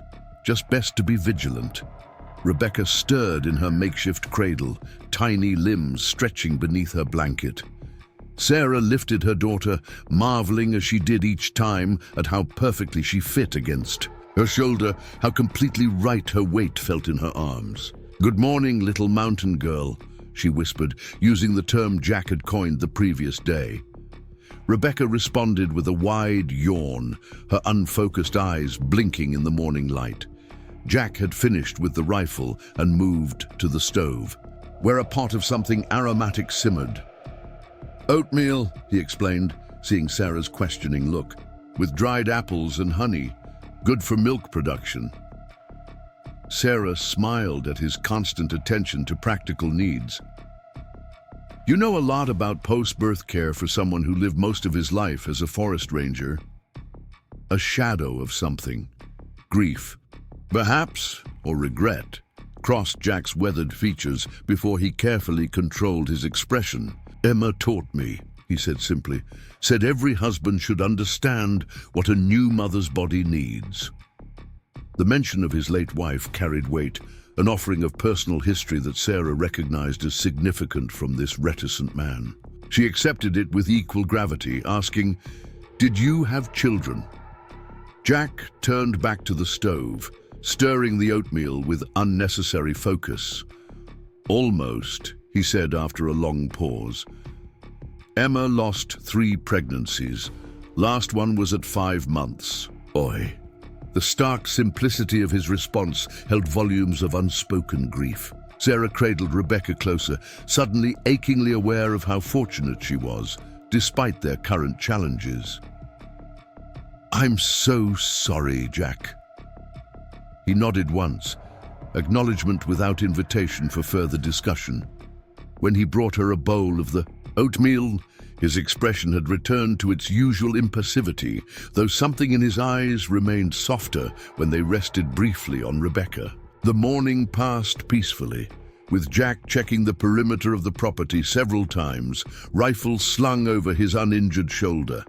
Each time he returned with reports that both reassured and educated, tracks identified, weather observations, estimates of snowmelt rates. He turned their isolation into a science lesson, pointing out from the window how certain slopes cleared faster than others, explaining how spring would arrive in stages up the mountainside. Sarah absorbed these teachings gratefully, recognizing that this knowledge might prove essential for their future in this remote location, if they stayed. The thought brought Michael sharply back to her awareness. Somewhere in a hospital valley, he was fighting his own battle. Would he recover fully? Would his injuries change their plans, their dreams for this mountain life? "Do you think the road crews will make it through today?"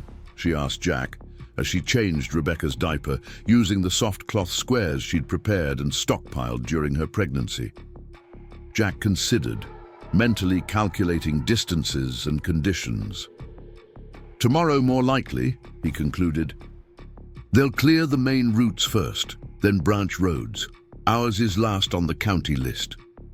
"At least we have everything we need," Sarah observed, securing Rebecca's covering with a safety pin. "Thanks to you." Jack dismissed her gratitude with a slight shrug. "You'd have managed," he said with quiet certainty. "You're stronger than you knew." The simple assessment, delivered without flattery or condescension, touched Sarah deeply. Coming from this man who embodied self-sufficiency, it felt like genuine recognition of something he valued. "Maybe," she acknowledged, "but I'm glad I didn't have to find out just how strong." The afternoon brought an unexpected sound, the distant drone of aircraft. Jack was outside immediately, scanning the sky until he located the helicopter moving along the valley toward Riverstone. "Medical transport," he informed Sarah when he returned inside. "Good sign, means they're evacuating critical cases from isolated areas. Roads must still be problematic."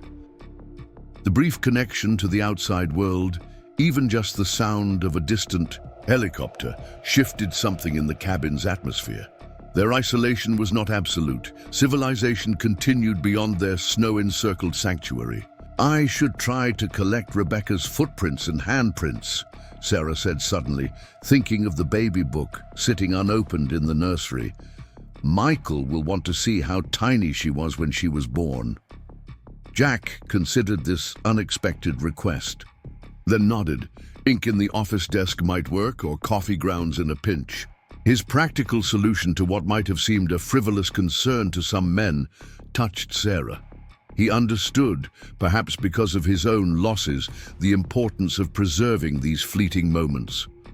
While Rebecca napped, Sarah located Michael's ink pad in the desk drawer and carefully pressed her daughter's impossibly small foot onto it, then onto a page of her journal. The perfect imprint, 5 tiny toes, the delicate arch already formed, brought tears to her eyes.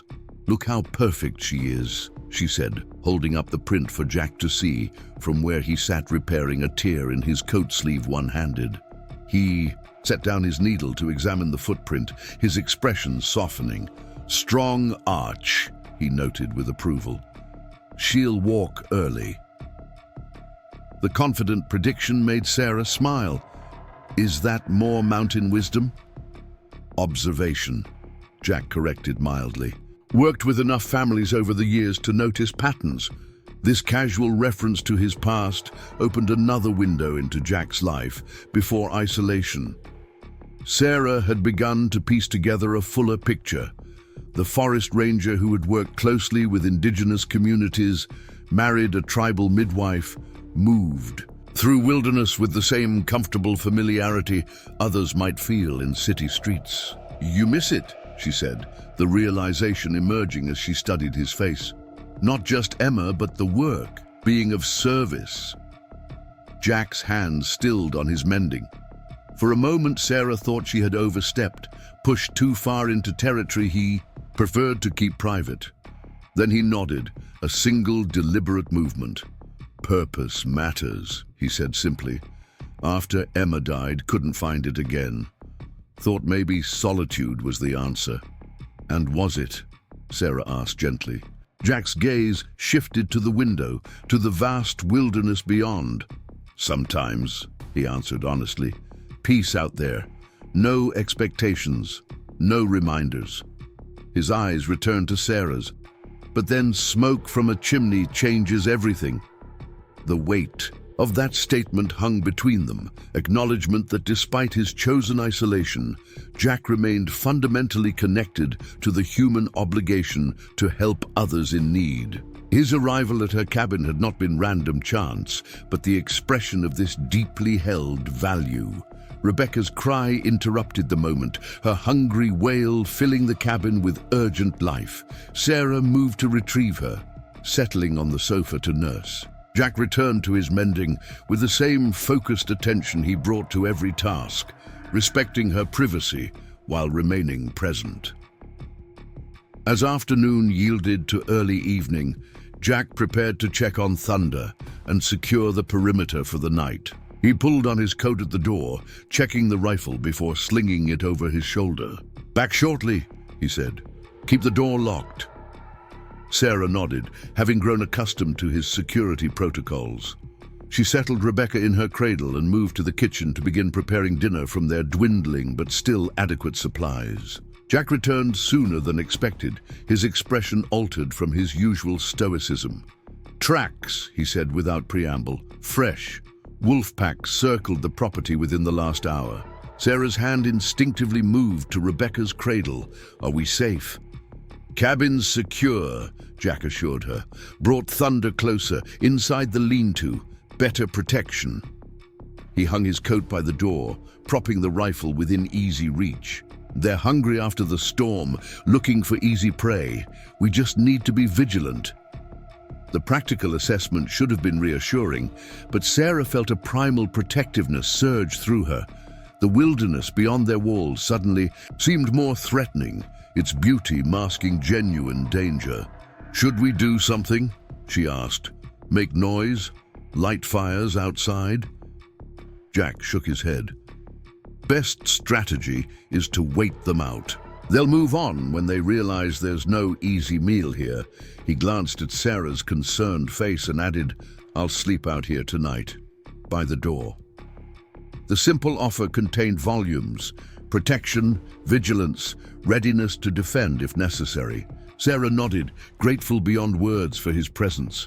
As darkness fell, the normal night sounds of the forest seemed suddenly ominous. Every crack of a snow-laden branch, every whisper of wind became suspect. Jack moved through his evening routine with deliberate calm, his very ordinariness a counterpoint to Sarah's heightened awareness of danger. "Would they really try to enter the cabin?" she asked, unable to leave the subject unaddressed as she nursed Rebecca before bed. Jack considered, respecting her question enough to give an honest answer rather than empty reassurance. "Very unlikely," he said finally. "Wolves are cautious by nature. Human structures, human scent, strong deterrence. They're looking for deer, elk, easier targets." "Then why are you sleeping by the door with the rifle?" Sarah pressed. A hint of something almost like humor touched Jack's eyes. "Because unlikely isn't the same as impossible," he replied. "And because it helps you rest easier knowing someone's on watch." The simple honesty of his answer disarmed her. "Yes," she admitted. It does. Jack nodded. The matter settled. He arranged blankets and a pillow near the door, creating a makeshift bed within arm's reach of the rifle. The domestic normality of the act, this wilderness-hardened man essentially tucking himself in for the night, struck Sarah with unexpected poignancy. "Thank you, Jack," she said softly. "Not just for this, for everything." He glanced up, something vulnerable briefly crossing his features before his typical reserve reasserted itself. "Get some rest," he said simply. "Dawn comes early." Sarah retreated to the bedroom with Rebecca, leaving the door ajar so she could hear if anything happened during the night. Despite the knowledge of wolves circling their property, she fell asleep quickly, exhaustion from childbirth and new motherhood overriding her anxiety. She woke once during the night to feed Rebecca and found Jack still awake, seated by the window, moonlight silvering his profile as he watched the silent forest. He acknowledged her with a slight nod, but didn't speak, maintaining his vigil while she attended to her daughter. Morning arrived without incident, sunlight revealing fresh snow that had fallen lightly during the night, covering any evidence of the wolves' passage. Jack emerged from a brief patrol of the perimeter with positive news. "They've moved on," he reported. "Tracks head west, following the deer trails down toward the valley." Relief loosened the tension Sarah hadn't realized she'd been holding in her shoulders. "You didn't sleep at all, did you?" Jack shrugged, dismissing her concern. "Sleep when needed," he said. "Last night, vigilance needed more." The simple hierarchy of priorities struck Sarah as fundamentally different from the world she had left behind in Denver, where sleep was sacrificed for career advancement, social obligations, digital distractions, rarely for something as elemental as safety. "You should rest now," she urged as he moved to build up the morning fire. "I can manage for a few hours." To her surprise, Jack nodded. "Could use an hour," he conceded. "Call if anything changes." He disappeared into the small office, leaving Sarah alone with Rebecca for the first time in days. The cabin felt different without his solid presence, not frightening, but somehow less anchored. She realized how quickly she had grown accustomed to his quiet efficiency, his knowledgeable presence. The morning passed peacefully. Sarah changed and fed Rebecca, noting with satisfaction how her tiny daughter had already begun to fill out, her cheeks rounder, her grip stronger. She recorded these observations in her journal, making notes for Michael, creating a record of these precious first days that he had missed. The thought of Michael brought both longing and anxiety. What would happen when the roads finally cleared? When she could take Rebecca to the hospital to meet her father? Would Michael's injuries change their plans for this mountain life? Would he still be able to finish the projects he had started around the property, or would they need to reconsider everything? And what of Jack? Would he simply disappear back into the wilderness once she no longer needed his protection and assistance? The thought created an unexpected hollow feeling. This taciturn man, with his mountain wisdom and practical kindness, had become important to her in ways she hadn't anticipated. Jack emerged from the office after about 3 hours, looking refreshed despite the brief rest. He moved immediately to check outside, his constant awareness of their surroundings never fully suspended. "Road crews working," he reported, returning. "Inside. Can hear equipment about 5 miles down the valley." The news sent a surge of conflicting emotions through Sarah, relief that help was coming, anticipation of news about Michael, and a strange reluctance to see their secluded existence disrupted. "How long do you think?" she asked, adjusting Rebecca against her shoulder after a feeding. Jack considered, mentally calculating distances and conditions. "By nightfall to the turnoff. Tomorrow morning to reach us, maybe." One more day then. One more day in this strange, suspended reality where a wilderness-hardened stranger had become her most trusted ally, where the outside world with all its complications remained at bay. "What will you do?" Sarah asked suddenly. "When the road's clear." Jack seemed taken aback by the direct question. He moved to the fire, adding a log with careful precision before answering. "Check my cabin," he said finally. "Repair whatever the storm damaged." A pause, then, "Make sure you and the little one get safely to the hospital." This last addition surprised Sarah. "You don't have to do that," she said. "The county will send someone." Jack shrugged. "Started this journey. Might as well finish it." The simple statement carried unexpected weight. Started this journey. As if the moment he had seen smoke from her chimney through the blizzard, he had committed not just to a momentary rescue, but to seeing her safely through whatever came after. "I'd like that," Sarah admitted. "Having you with us when we go to Michael. You should meet him properly after everything you've done." Jack nodded, though something in his expression suggested he didn't entirely share her certainty about the appropriateness of his continued presence once family and official help arrived. The day progressed with preparations for their eventual departure. Sarah gathering essentials for Rebecca, organizing what they would need for a hospital visit that might extend into a stay, depending on Michael's condition. Jack focused on practical matters, checking that the cabin would remain secure during their absence, ensuring the generator would restart when power returned, bringing in sufficient wood to maintain minimal heat if they were delayed. Their cooperation had evolved into something approaching choreography, each anticipating the other's needs without discussion. When Sarah needed to shower, her first since giving birth, Jack knew to take Rebecca without being asked, holding the newborn with surprising comfort while her mother took 15 precious minutes to herself. When Jack's injured arm began troubling him after exertion, Sarah noticed immediately, preparing a willow bark tea and fresh bandages without him having to request them. "You would have made a good ranger's wife," Jack observed as she expertly redressed his wound, her nurse's training evident in her efficient movements. The comment, offered matter-of-factly, caught Sarah by surprise. "Is that a compliment or an observation?" she asked, securing the fresh bandage. A faint smile touched Jack's weathered face. "Both, I suppose." These small moments of personal connection had become more frequent as their days together stretched on, brief acknowledgements of the unusual bond that had formed through crisis and necessity. Late afternoon brought the distant sound of heavy machinery, the road crew making steady progress toward their isolated property.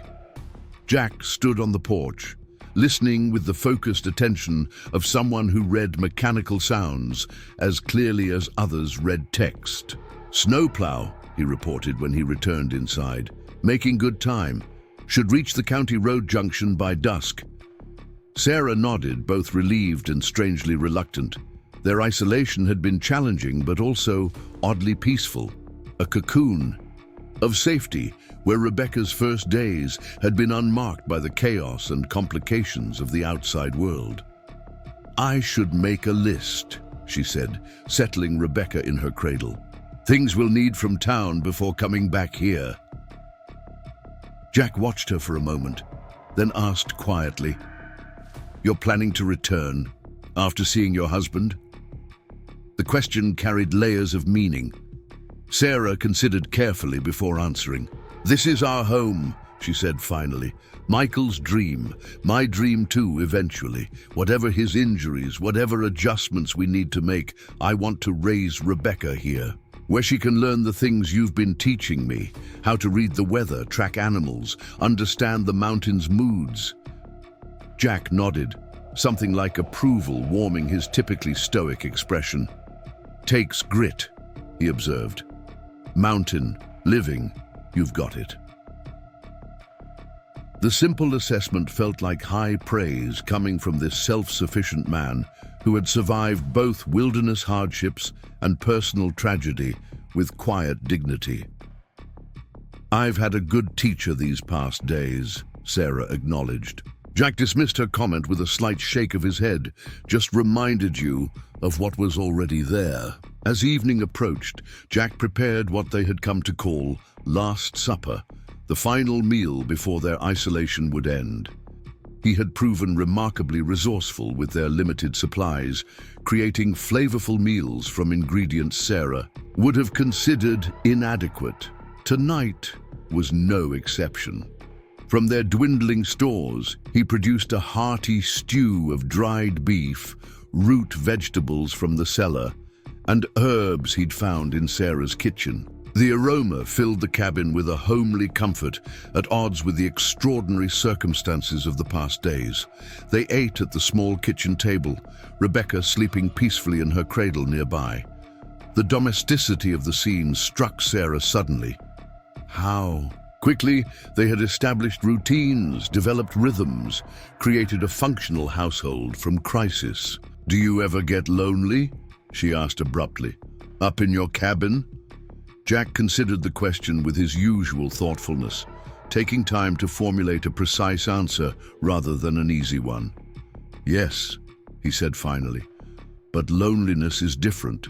From solitude, solitude can heal. Loneliness just echoes what's already broken." The poetic insight surprised Sarah, revealing yet another layer to this complex man. "Which one do you feel more often?" Jack's gaze shifted to the window, to the darkness beyond where his mountain sanctuary lay miles distant. "Depends on the day," he admitted. "After Emma, loneliness was a constant companion. Couldn't shake it even surrounded by well-meaning folks. That's why I came here. Thought if I chose solitude, maybe the loneliness would quiet down." "And did it?" "Sometimes," he said honestly. "Nature helps. Purpose helps more." Purpose. The word hung between them, significant. What had started as simple human decency, checking on chimney smoke during a blizzard, had evolved into something more meaningful.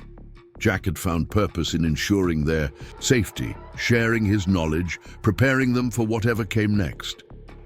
"You said before that you missed being of service," Sarah reminded him, "that it gave you purpose." Jack nodded, but didn't elaborate. "Have you considered?" Sarah began, then hesitated, unsure if she was overstepping. She tried again. "There are people in these mountains who need the knowledge you have, not just in emergencies, but every day, teaching, guiding, helping them understand this environment." A shadow crossed Jack's face. "Not good with people anymore," he said quietly. "Too many words required, too much performance." Sarah understood immediately what he meant. The social niceties, the small talk, the constant negotiation of others' emotions and expectations.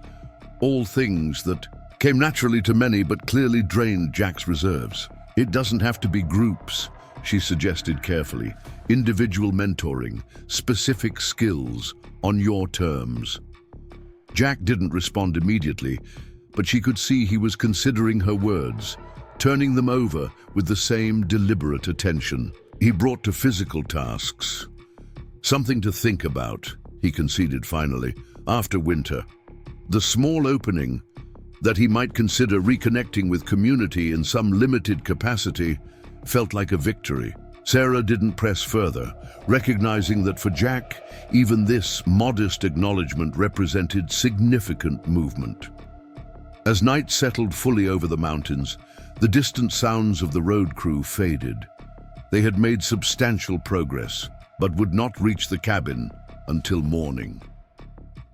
One more night of isolation remained. Jack checked outside one final time before securing the cabin for the night. The wolves had not returned, but the temperature was dropping rapidly, stars emerging, with crystalline clarity in the black sky. "Cold night," he reported, returning inside and hanging his coat by the door. "Clear, though. Road crew will make good time tomorrow if it holds." Sarah had settled on the sofa with Rebecca for her evening feeding, the firelight casting warm patterns across the baby's content face as she nursed. The scene of perfect maternal peace caught Jack's attention, his normally guarded expression softening as he observed them. "You're good with her," he said quietly. Natural. Sarah smiled, down at her daughter. Some of it is instinct, she agreed. But I'm grateful for your guidance. Without you here. She let the sentence trail off, the alternatives too troubling to voice aloud. Jack moved to add wood to the fire, his back to her as he arranged the logs with careful precision. You would have managed, he said with quiet certainty, seen that strength in you from the first. The confidence in his assessment warmed something deep within Sarah. Not feminine vanity, but a fundamental recognition of her capacity to protect what she loved, to endure what was necessary. It was, she realized, the highest compliment Jack could offer: acknowledgement of self-sufficiency, resilience, practical competence. Still, she insisted, having you here made all the difference. Jack straightened from the fire, turning to face her with unusual directness. Made a difference for me, too, he admitted, the words seeming to surprise him as much as her. How so? Sarah asked gently, not wanting to disrupt this rare moment of openness. Jack took his time answering, settling into the chair opposite, her with careful movements that favored his injured arm. Reminded me, he said finally, that connection matters, even for someone like me who prefers silence. The admission clearly cost him something, revealing vulnerability that his mountain isolation usually protected. Sarah honored it with equal honesty. You've shown me what it means to truly live. Here, she said, not just survive in these mountains, but understand them, respect them. I want that knowledge for Rebecca too, as she grows. She'll learn, Jack assured her. Mountain kids absorb it naturally, like language. I hope you'll still visit, Sarah said, giving voice to the concern that had been growing as their isolation neared its end. After everything returns to normal, Michael would want to thank you properly, and She hesitated, then continued honestly, I've come to value your friendship. I don't want to lose that just because the emergency has passed. Jack's expression remained unreadable for a long moment. Sarah feared she had pushed too far, assumed connections he didn't feel or want. Then he nodded, a single deliberate movement. Wouldn't mind checking on the little one, he said, his gruff tone belied by the genuine warmth in his eyes when they rested on Rebecca. Seeing how she grows. Relief flooded through Sarah. Good, she said simply. That's good. Daiji, as the evening deepened into night, they settled into what had become their routine. Jack preparing his makeshift bed near the door, Sarah retreating to the bedroom with Rebecca, both secure in the knowledge that morning would bring an end to their isolation, but not perhaps to the connection they had formed. Sarah paused at the bedroom doorway, Rebecca cradled, sleeping against her shoulder. Good night, Jack, she said softly, and thank you for everything. Jack looked up from arranging his blankets, his weathered face illuminated by firelight. For once, he didn't deflect her gratitude or minimize his contributions. Sleep well, Sarah, he replied quietly. Both of you.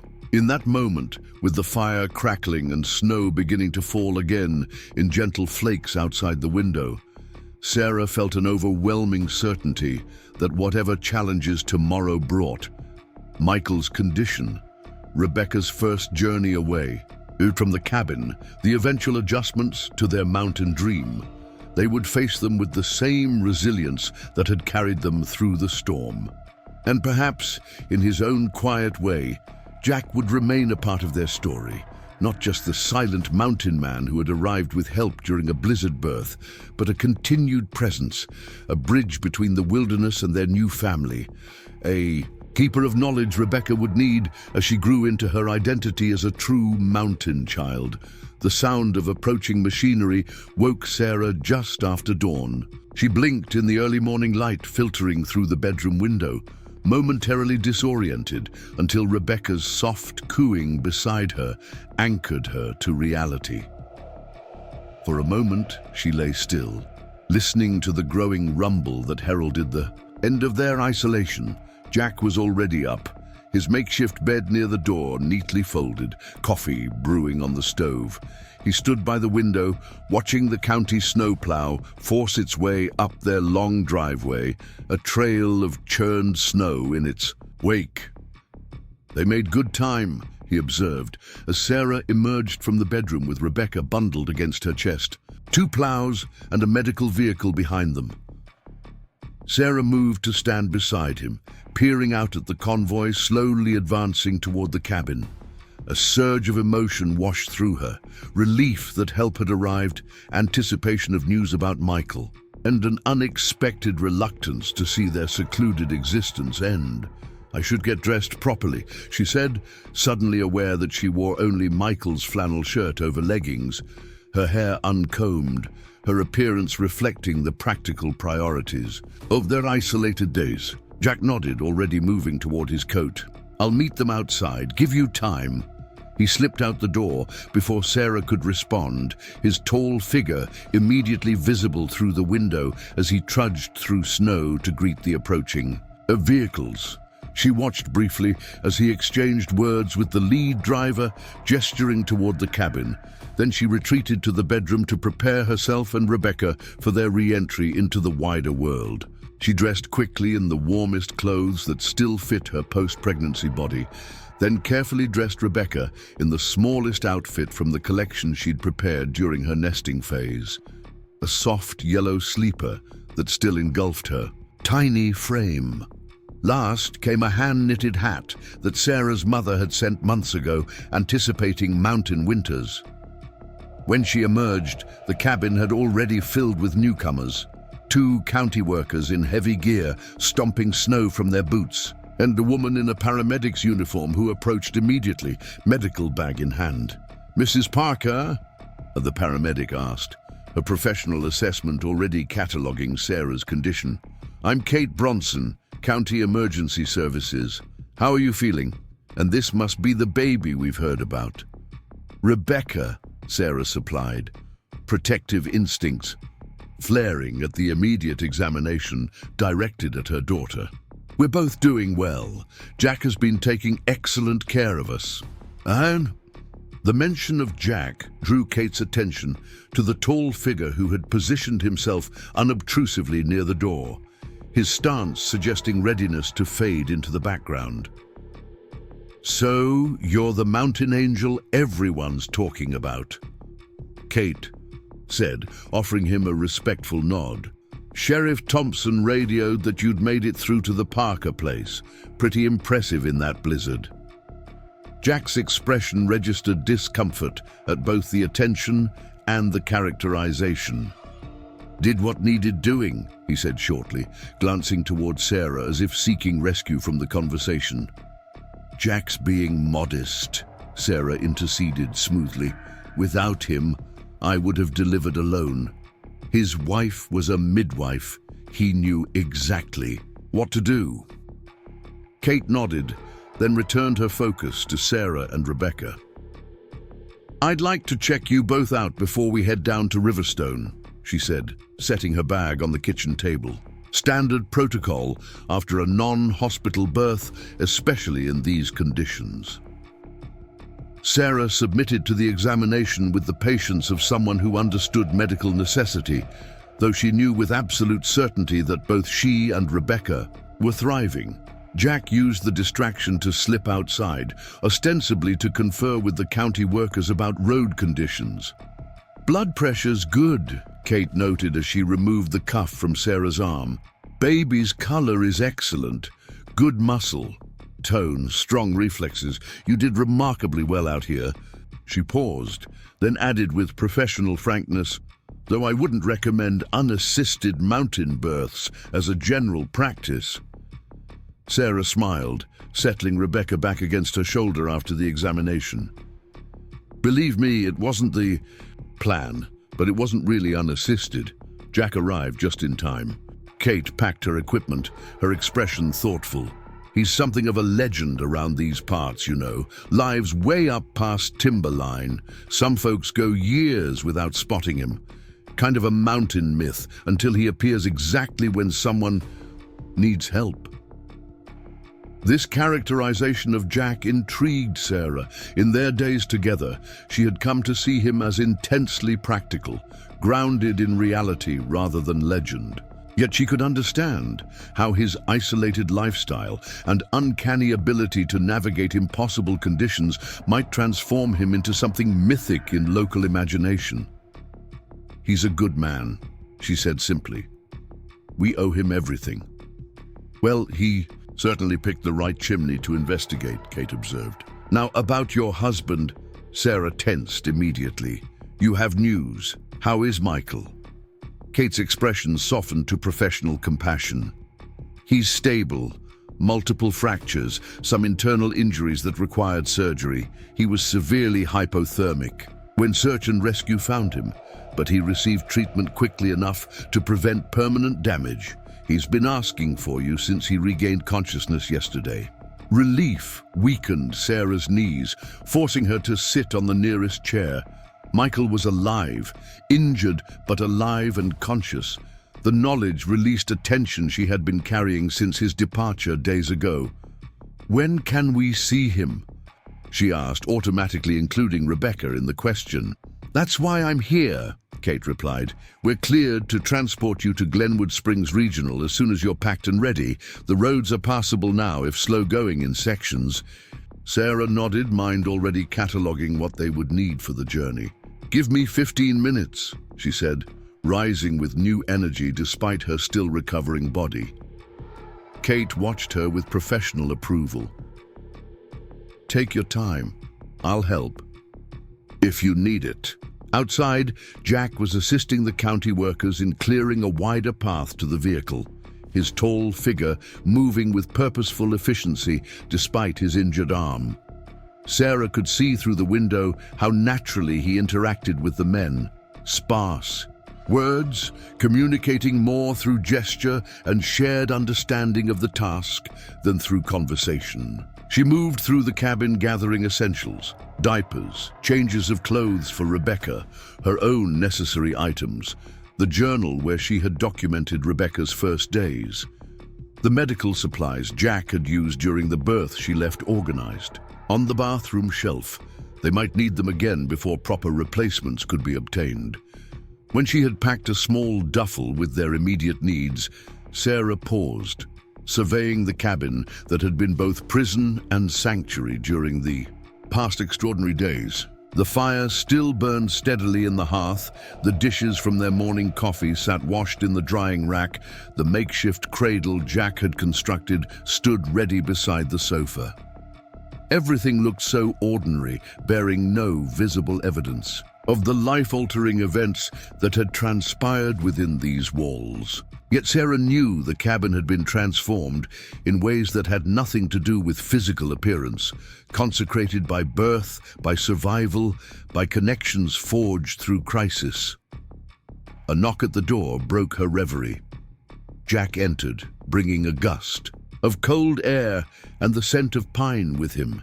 His expression was carefully neutral, though something in his eyes betrayed awareness that their unusual companionship was drawing to a close. "Vehicles ready," he reported. "Roads are decent up to the junction, slower after that." Sarah nodded, unable to form an adequate response to the simple statement that nonetheless marked a significant transition. After a moment's hesitation, she asked, "Will you come with us? To the hospital?" Jack glanced toward the waiting county, workers visible through the window, his discomfort with the coming social interactions evident in the slight tension of his shoulders. But when his gaze returned to Sarah and Rebecca, resolution settled in his features. "Said I would," he answered simply. "See this through." Gratitude washed through Sarah, alongside respect for what this commitment cost him, for a man who valued solitude, who had retreated from society after profound loss, voluntarily subjecting himself to the chaos of a hospital represented significant sacrifice. "Thank you," she said, meaning far more than the words could convey. Jack nodded once, then moved to take her bag. "They're waiting," he said, holding the door. The journey from cabin to vehicle was Sarah's first real venture outside since Rebecca's birth. The cold air stung her lungs, the brightness of sun on snow momentarily blinding after days in the cabin's muted light. She clutched Rebecca closer, ensuring the blankets protected her tiny face from the elements. The county had sent an emergency response SUV equipped for medical transport, heated interior, space for a patient to recline if necessary, communications equipment connecting them to the hospital. Kate held the rear door open, helping Sarah settle inside with Rebecca secured in a travel bassinet the paramedic had brought. "Your friend riding with us?" Kate asked, nodding toward Jack, who stood conferring with the plow operators, likely providing information about conditions further down the mountain. "Yes," Sarah confirmed. "He should sit up front with you. More room for his legs." When Jack finished with the county workers, he approached the vehicle with visible reluctance, nodding briefly to Kate before folding his tall frame into the passenger seat. Sarah noted how he immediately assessed the interior, locating exits, familiarizing himself with the confined space that clearly made him uncomfortable. As they pulled away from the cabin, Sarah twisted to watch it recede through the rear window, this place where her daughter had entered the world, where she had discovered wells of strength she hadn't known she possessed, where a taciturn mountain man had appeared like an answered prayer through a blizzard. "We'll be back," she whispered to Rebecca, who slept peacefully in her bassinet, unaware of the journey's significance. The trip down the mountain proved slower than anticipated. Despite the plows having cleared the main route, sections had already begun to refreeze in the morning shadow, requiring careful navigation. Kate drove with calm competence, occasionally consulting Jack about upcoming terrain features not visible on her GPS. His knowledge of the area proved comprehensive. Each curve in the road, each potential hazard, the behavior of specific slopes. During thaw cycles, he spoke only when necessary, offering information without embellishment, his gaze constantly scanning the landscape they traversed. When they reached the junction with the county road, progress improved significantly. Here, the plows had laid down sand and salt, providing better traction on the still treacherous surface. Other vehicles began to appear, mostly emergency services and utility crews working to restore normal operations after the storm. "The hospital's about an hour from here if conditions hold," Kate informed them, adjusting the heater to ensure the rear compartment remained comfortable for Rebecca. "They're expecting us. Dr. Hoffman is waiting to check you both, and your husband has been told you're on the way." Sarah nodded, emotion tightening her throat at the thought of reunion. What would Michael think of their daughter, born in such extraordinary circumstances? How seriously was he injured? Would recovery change their plans, their dreams for mountain life? "Has anyone contacted my mother in Phoenix?" she asked suddenly, realizing she had no idea what communications had occurred outside their isolated bubble. "Your husband provided contact information when he was admitted," Kate confirmed. "The hospital would have notified next of kin. I can radio ahead if you want to make sure she knows you're coming in today." "Please," Sarah said gratefully. Having her mother present would provide welcome support, especially if Michael's injuries required extended recovery. As they descended into the valley, signs of civilization increased. Plowed driveways leading to distant homes, power line crews working to restore electricity, even a small general store with its parking lot partially cleared and a hand-painted sign declaring "Open Limited Supplies." "Town took quite a hit," Kate commented, navigating around a utility truck parked half on the shoulder. 3 days without power in most sections. The hospital's been on generator backup since the storm hit." Jack remained silent during this exchange, his attention fixed on the passing landscape. Sarah noticed how his posture had gradually tensed. As they approached more populated areas, his natural comfort in wilderness giving way to vigilance in more social terrain. "Jack," she said quietly, leaning forward slightly between the front seats. "Are you all right?" He glanced back briefly, nodding once. "Fine," he replied, though the tightness around his eyes suggested otherwise. Sarah didn't press further, respecting his privacy, but reached forward to touch his shoulder briefly. A small gesture of support and understanding. His expression softened momentarily at the contact, a silent acknowledgement passing between them. The remainder of the journey passed without incident, the roads gradually improving as they reached lower elevations where temperatures had risen enough to melt snow and ice. Signs for Riverstone appeared, then the town itself, a small mountain community of approximately 5,000 residents, currently bustling with post-storm recovery activities. Municipal workers cleared debris from streets, shopkeepers shoveled. Sidewalks, a Red Cross station, had been established in the community center parking lot. Despite the significant disruption evident in fallen branches and power line repairs, Sarah was struck by the ordered response, the community's resilience in the face of nature's challenge. "Glenwood Springs is another 15 minutes, Kate announced as they passed through Riverstone. "They've got the regional trauma center. Your husband was airlifted there when conditions permitted." Sarah nodded, attention shifting to Rebecca, who had begun to stir in her bassinet, tiny face scrunching in what Sarah now recognized as preliminary hunger signals. "She'll need feeding soon," she warned. "Probably before we reach the hospital." Kate glanced in the rearview mirror. "We can pull over if needed. Just say the word." But Rebecca settled again without fully waking, buying them enough time to reach their destination without interruption. As they approached Glenwood Springs, the landscape opened into a wider valley, cradled by mountains, the town itself larger and more developed than Riverstone. The regional medical center dominated a hillside overlooking the community, a modern 4-story structure with multiple wings extending from a central hub. Emergency vehicles occupied designated spaces near the entrance, alongside snow removal, equipment keeping access routes clear. Kate pulled into the ambulance bay, where hospital staff had been alerted to their arrival. A nurse in scrubs approached immediately, pushing a wheelchair despite regulations rather than medical necessity dictating its use. "Mrs. Parker," she greeted Sarah as Kate helped her from the vehicle. "I'm Nurse Chen. We're all so glad you made it safely. Dr. Hoffman is waiting to examine you and your daughter, and then we'll take you to see your husband."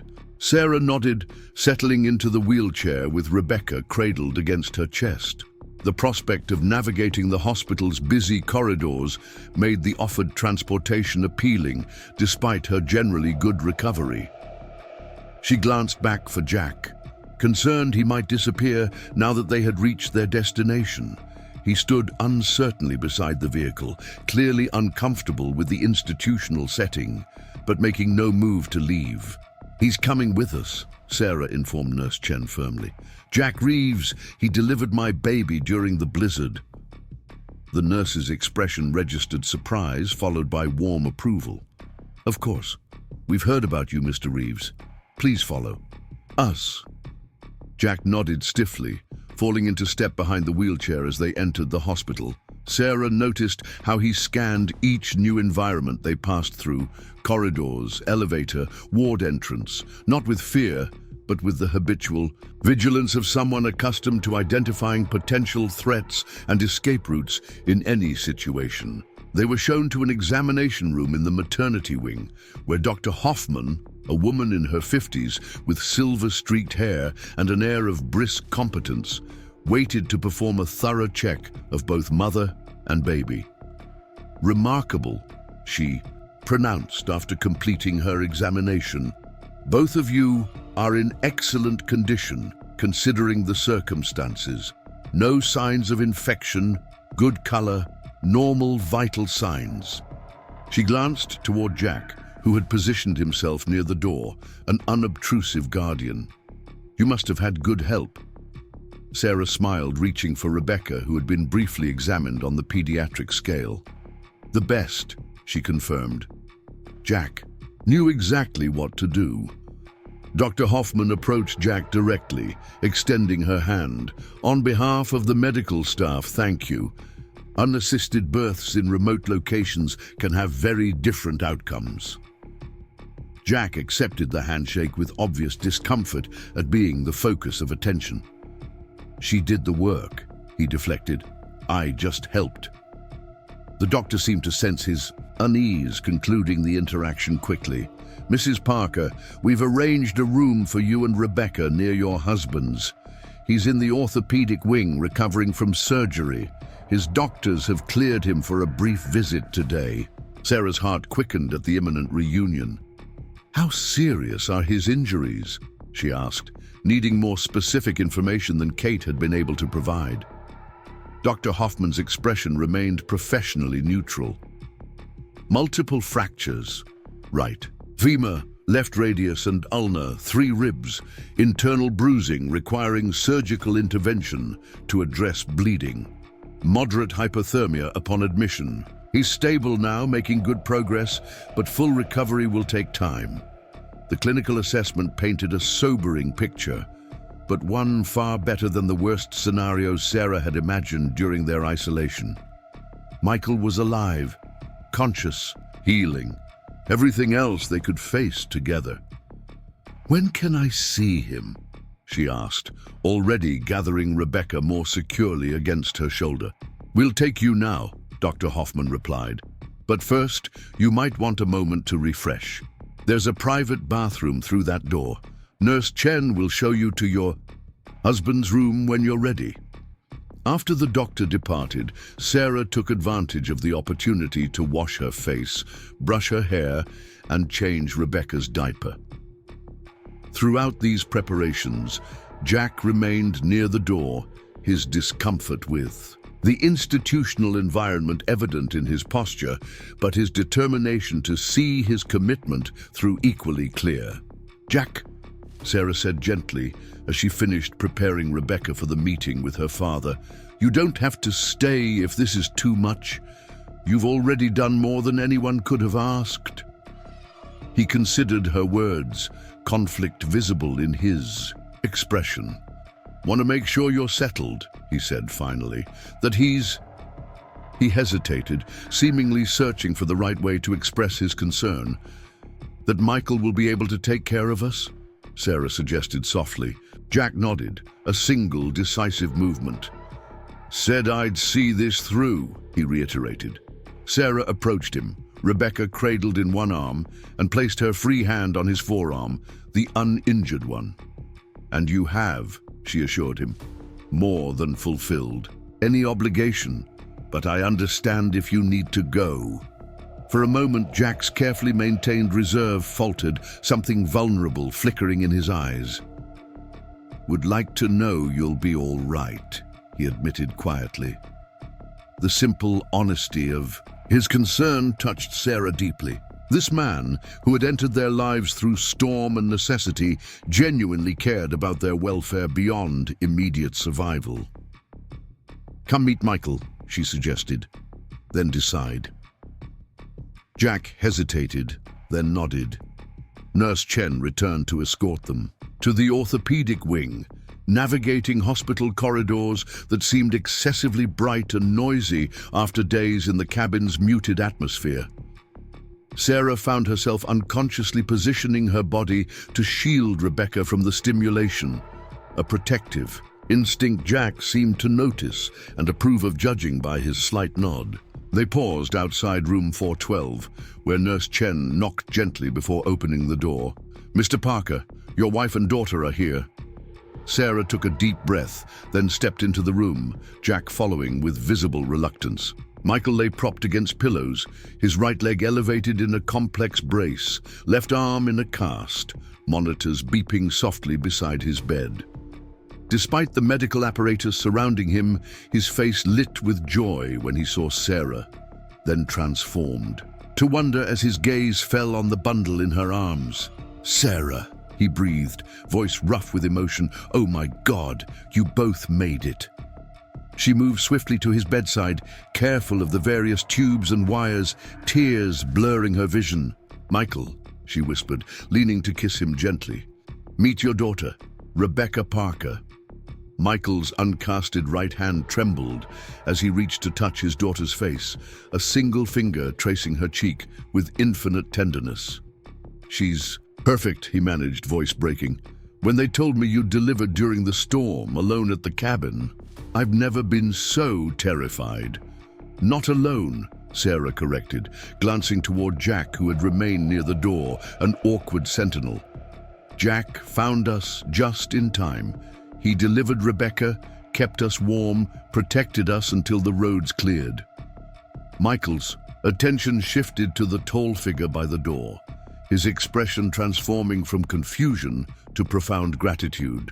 "You're Jack, the mountain man they told me about?" Jack nodded once, uncomfortable with the focus but holding his ground. "Just happened to be passing," he said, the familiar deflection automatic. "In a blizzard?" Michael questioned, managing a weak smile despite obvious pain. "That's some coincidence." "Saw your chimney smoke," Jack explained simply. "Figured someone might need checking on." Michael studied him for a long moment, something passing between the two men that transcended words. A masculine understanding, perhaps, of what had transpired in that isolated cabin, of the vulnerability and trust involved when one man's family had been protected by another. "I don't know how to thank you," Michael said finally, voice thick with emotion. "If you hadn't found them—" Jack shifted uncomfortably under the gratitude, his gaze briefly meeting Sarah's before returning to Michael. "Your wife is strong," he said. "Smart, would have managed." "Maybe," Michael acknowledged, "but I'm beyond grateful she didn't have to." He attempted to adjust his position, wincing as the movement disturbed his injuries. "The doctors say I've got a long recovery ahead, months of physical therapy after the bones heal." Sarah's heart constricted, concern for him warring with practical considerations about their mountain home, their plans, their future. "We'll figure it out," she assured him, resting her hand gently on his shoulder, "one step at a time." Michael nodded, then addressed Jack directly. "They tell me the cabin came through the storm okay?" "Sound structure," Jack confirmed. "Roof's solid. Generator needs checking once power's restored. Left enough wood to keep minimal heat until you decide next steps." The practical assessment seemed to reassure Michael, his tense expression easing slightly. "We put everything into that place," he explained. "Not just money, dreams." Jack nodded, understanding evident in his expression. "Good land, worth holding on to."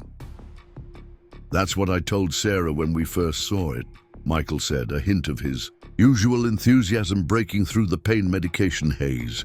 "Worth the isolation, the harsh winters. A place our children could grow up understanding real things, seasons, wildlife, self-reliance." As the two men continued this unexpected connection over shared values, Sarah watched in quiet amazement. Despite their vastly different backgrounds, Michael the educated engineer, Jack the wilderness-hardened recluse, they had found common ground in appreciation for the mountain environment, for the lifestyle it both permitted and demanded. Rebecca began to fuss against Sarah's shoulder, her hunger becoming impossible to ignore. "She needs feeding," Sarah explained, glancing around for somewhere more comfortable to sit.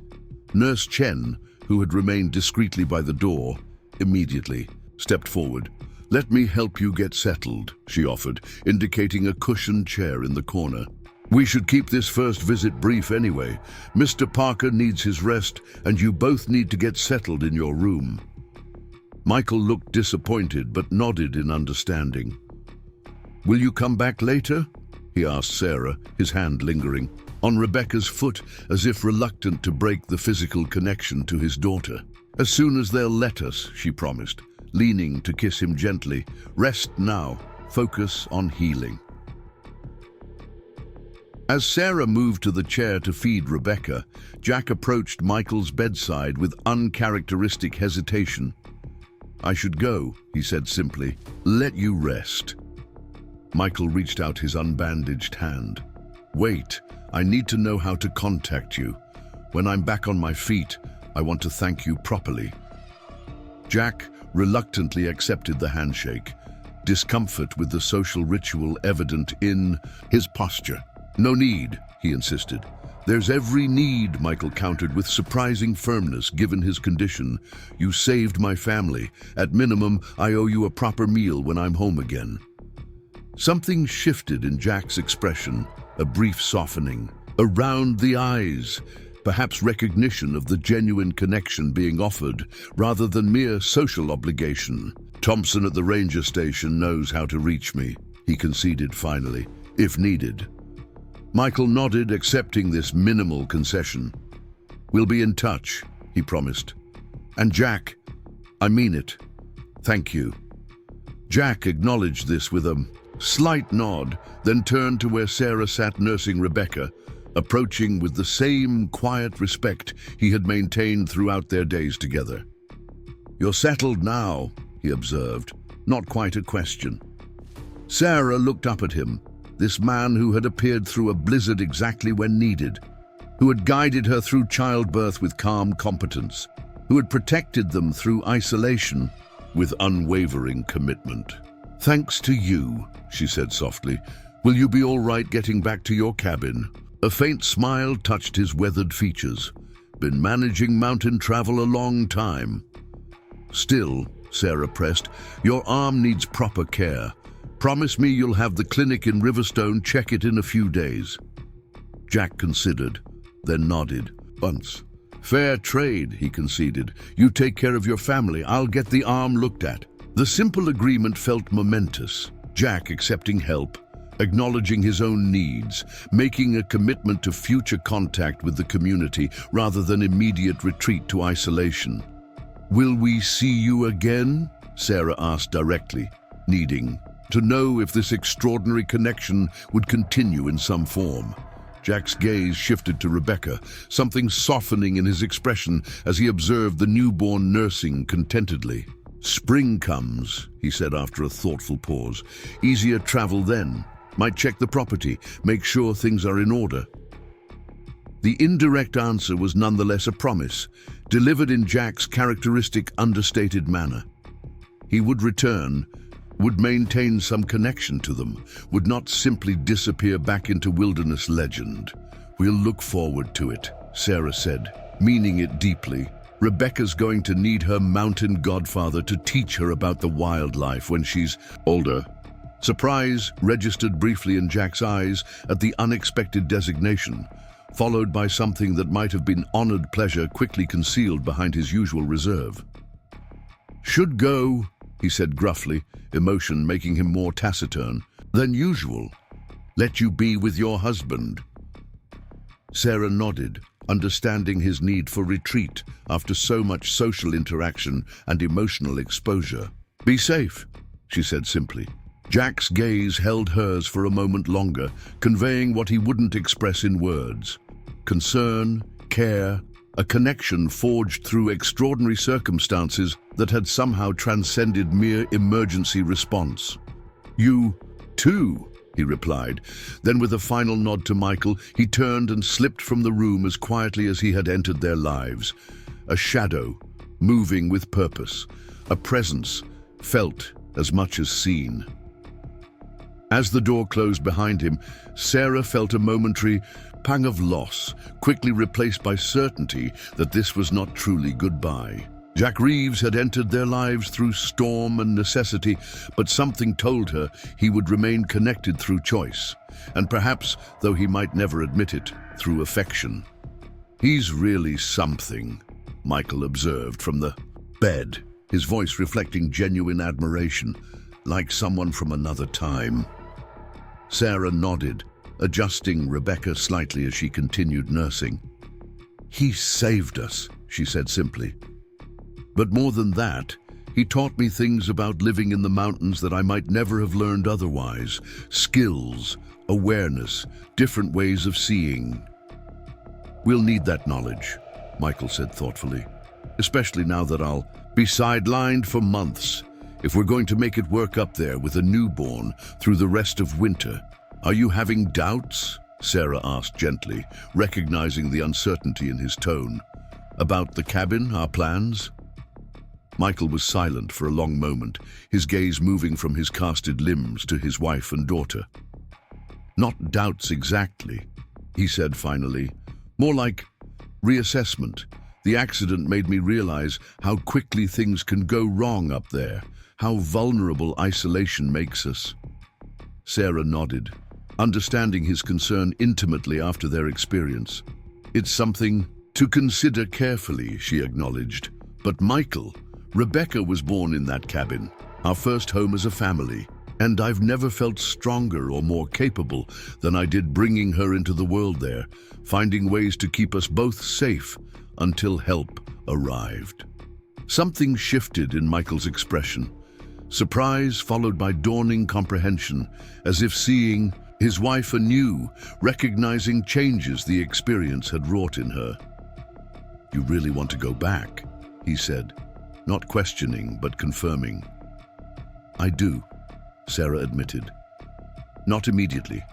Not until you're stronger, until we have proper systems in place. But yes, I want our daughter to grow up knowing the mountains, understanding that world, developing the strength and respect it teaches."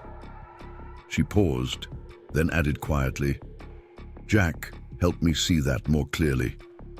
Michael nodded, decision settling in his features despite the pain medication clouding his eyes. "Then we figure it out," he said with determination. "Maybe we adapt the plans, add more safety measures, create redundant systems, but we don't give up the dream." Relief washed through Sarah, tension she hadn't fully acknowledged releasing from her shoulders. Despite everything, the difficult birth, the isolation, Michael's injuries, their shared vision remained intact, perhaps even strengthened by the challenges they had faced. One step at a time, she reminded him, seeing fatigue beginning to claim him despite his evident desire to continue the conversation. "First, you heal, then we plan." Michael nodded, eyelids growing heavy. "Tell me more about her," he murmured, gaze resting on Rebecca. "Everything I missed." As Sarah began recounting the extraordinary circumstances of their daughter's entry into the world, she found herself repeatedly returning to Jack's role. His calm guidance, his practical knowledge, his unwavering support. The story couldn't be told without him, just as their future in the mountains would forever be shaped by his brief but profound presence in their lives. Outside the hospital window, snow began falling again, not the driving blizzard of days past, but gentle flakes drifting lazily earthward. Somewhere on the mountain road leading home, Jack Reeves made his solitary way back to his cabin, having fulfilled his self-imposed obligation to see them safely delivered to civilization and medical care. But Sarah knew with bone-deep certainty that this was not the end of their connection. The silent mountain man who had arrived with help during her greatest need had become more than a temporary rescuer. He had become part of their family's story, their mountain legacy, their daughter's birthright. And when spring came, bringing easier travel and nature's renewal, he would return, not from obligation, but from choice, drawn by bonds forged in crisis, but destined to endure long after the emergency had passed. Spring arrived on the mountain not as a sudden transformation, but as a gradual awakening. First came the lengthening daylight, then the steady drip of melting snow from the cabin eaves, then patches of earth emerging like islands in a white sea. The creek behind the property, frozen silent all winter, began to murmur again beneath thinning ice, its voice growing stronger with each warming day. Sarah stood on the newly cleared porch, Rebecca bundled against the lingering chill in her arms. At 4 months old, the baby had already grown remarkably, her features becoming more defined, her dark eyes tracking movement with growing awareness. She was, as Michael often remarked, the perfect blend of them both, his coloring, Sarah's determined chin, a unique personality emerging that belonged entirely to herself. "Look, little one," Sarah whispered, pointing toward the tree line where the first green buds were becoming visible against dark branches. "Spring is coming, your first one." Behind her, the cabin door opened as Michael maneuvered carefully through, balancing on a cane while carrying 2 steaming mugs. His recovery had progressed steadily. The cast on his arm removed 2 weeks ago, the complex brace on his leg recently replaced with a less restrictive support. Physical therapy occupied much of his days, determination driving him through exercises that left him exhausted but incrementally stronger. "Thought you might need this," he said, offering Sarah a mug of tea. Getting chilly again. Storm front, moving in from the west. Sarah accepted the drink gratefully, taking a deep breath of the fragrant steam. Just a spring squall, probably. Nothing like what we had in January. The reference to the blizzard that had marked Rebecca's birth hung between them, as it often did. Not painful now, but weighted with significance, a shared understanding of how profoundly that experience had shaped them. "Any sign of our mountain friend?" Michael asked, scanning the tree line as he settled carefully into one of the porch chairs. Sarah shook her head.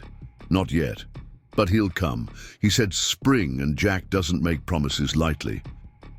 In the month since their return to the cabin, they had spoken often of Jack Reeves. Michael, having heard the full story of Rebecca's birth, and their days of isolation, had developed a profound respect for the man he'd met only briefly in his hospital room. He'd made inquiries through Sheriff Thompson, learning bits of Jack's history, his distinguished career with Forest Service, his marriage to a respected tribal midwife, his retreat into near-total isolation after her death. The knowledge had only deepened their sense of gratitude and connection, though Jack himself remained absent, present in their conversations, but physically distant, somewhere in the higher elevations where he preferred to winter. "Rebecca will be excited to see him," Michael observed with gentle humor, reaching to touch his daughter's cheek, in her own 4-month-old way. Sarah smiled, remembering how Jack had held Rebecca in those first days, his large hand surprisingly gentle, his gruff exterior softening whenever he looked at her. "He probably won't recognize her. She's changed so much." "But he'll come," Michael affirmed, echoing Sarah's earlier certainty. Men like Jack keep their word. Their conversation paused as movement caught their attention. Not at the tree line where they often watched for Jack, but along the recently cleared driveway. A county vehicle was approaching, raising dust from the sections where snow had fully melted. "Were we expecting someone?" Sarah asked, automatically adjusting Rebecca's hat against the light wind. Michael shook his head, reaching for his cane as he stood. "Probably another check-in from social services. They've been thorough about following up after everything that happened." The vehicle stopped near the cabin, and a familiar figure emerged. Kate Bronson, the paramedic who had transported them to the hospital months earlier. She approached with a friendly wave, carrying what appeared to be an official envelope. "Morning, Parkers," she called as she reached the porch steps. "Sorry to drop in unannounced. Was up this way checking on the Wilson family after their chimney. Fire. Thought I'd bring this by personally rather than letting it sit in the county office." Sarah greeted her warmly, having developed a friendship with Kate during follow-up medical visits for both Rebecca and Michael. "Always good to see you. What have you got there?" Kate handed the envelope to Michael, her expression suggesting its contents were significant. Birth certificate finally came through. Official registration with the county. Not easy to process when the birth location is remote cabin during historic blizzard, but the paperwork's all sorted now. Michael opened the envelope carefully, withdrawing the official document that formalized Rebecca's entry into the world. His eyes moved across the printed text, then paused, a smile spreading across his face.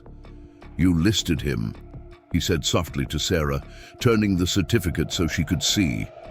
There, in the space for attending birth professional, was printed, "Jack Reeves, emergency responder." Sarah nodded, emotion tightening her throat. Of course, he delivered her. He deserved recognition. Kate watched this exchange with evident approval.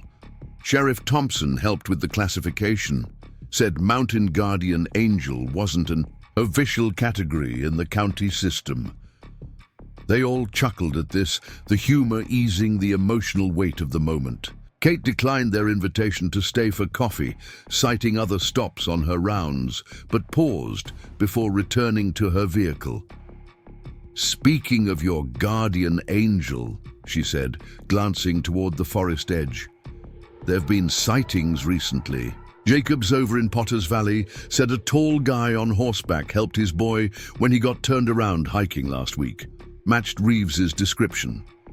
She smiled at their immediately heightened interest. "Thought you'd want to know he's back, in the lower elevations." After Kate departed, a new energy filled the cabin, anticipation, preparation. Without explicitly discussing it, both Sarah and Michael found themselves readying for Jack's eventual arrival. Michael repaired loose boards on the porch where winter had warped the wood.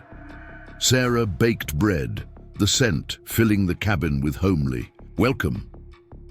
3 days passed, the spring storm Kate had mentioned arriving and departing, leaving behind renewed greenery and muddy paths. Sarah maintained her habit of scanning the tree line whenever she stepped outside, watching for movement, for the distinctive silhouette of man and horse that had come to represent safety in her mind.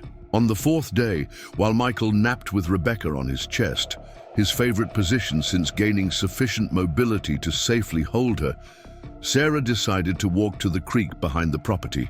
The sound of running water had grown stronger, suggesting the last ice had finally broken. She wanted to see this renewal, this evidence of winter's final retreat.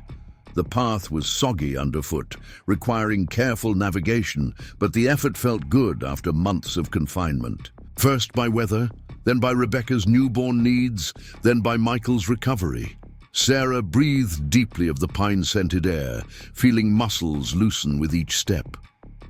She reached the creek bank and paused, admiring how different it looked from her last visit months earlier. Then it had been a silent ribbon of ice. Now it rushed with purpose, snow melt from higher elevations, feeding its confident journey downward. Movement on the opposite bank caught her attention, not dramatic, just a shifting of shadow that her senses, heightened by mountain living, immediately registered as significant. She scanned the trees, then stopped, breath catching. About 50 yards upstream, a horse grazed peacefully in a small clearing. Beside it, a tall figure stood motionless at the creek's edge, watching the water with the patient stillness of someone accustomed to wilderness observation.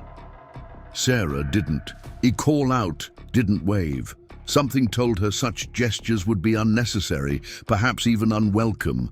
Instead, she simply waited, knowing he was already aware of her presence. After a long moment, Jack Reeves turned, his gaze finding her across the distance with unerring accuracy.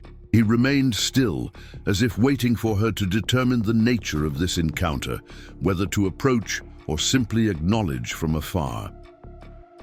Sarah began walking along her side of the creek, moving toward him with deliberate calm.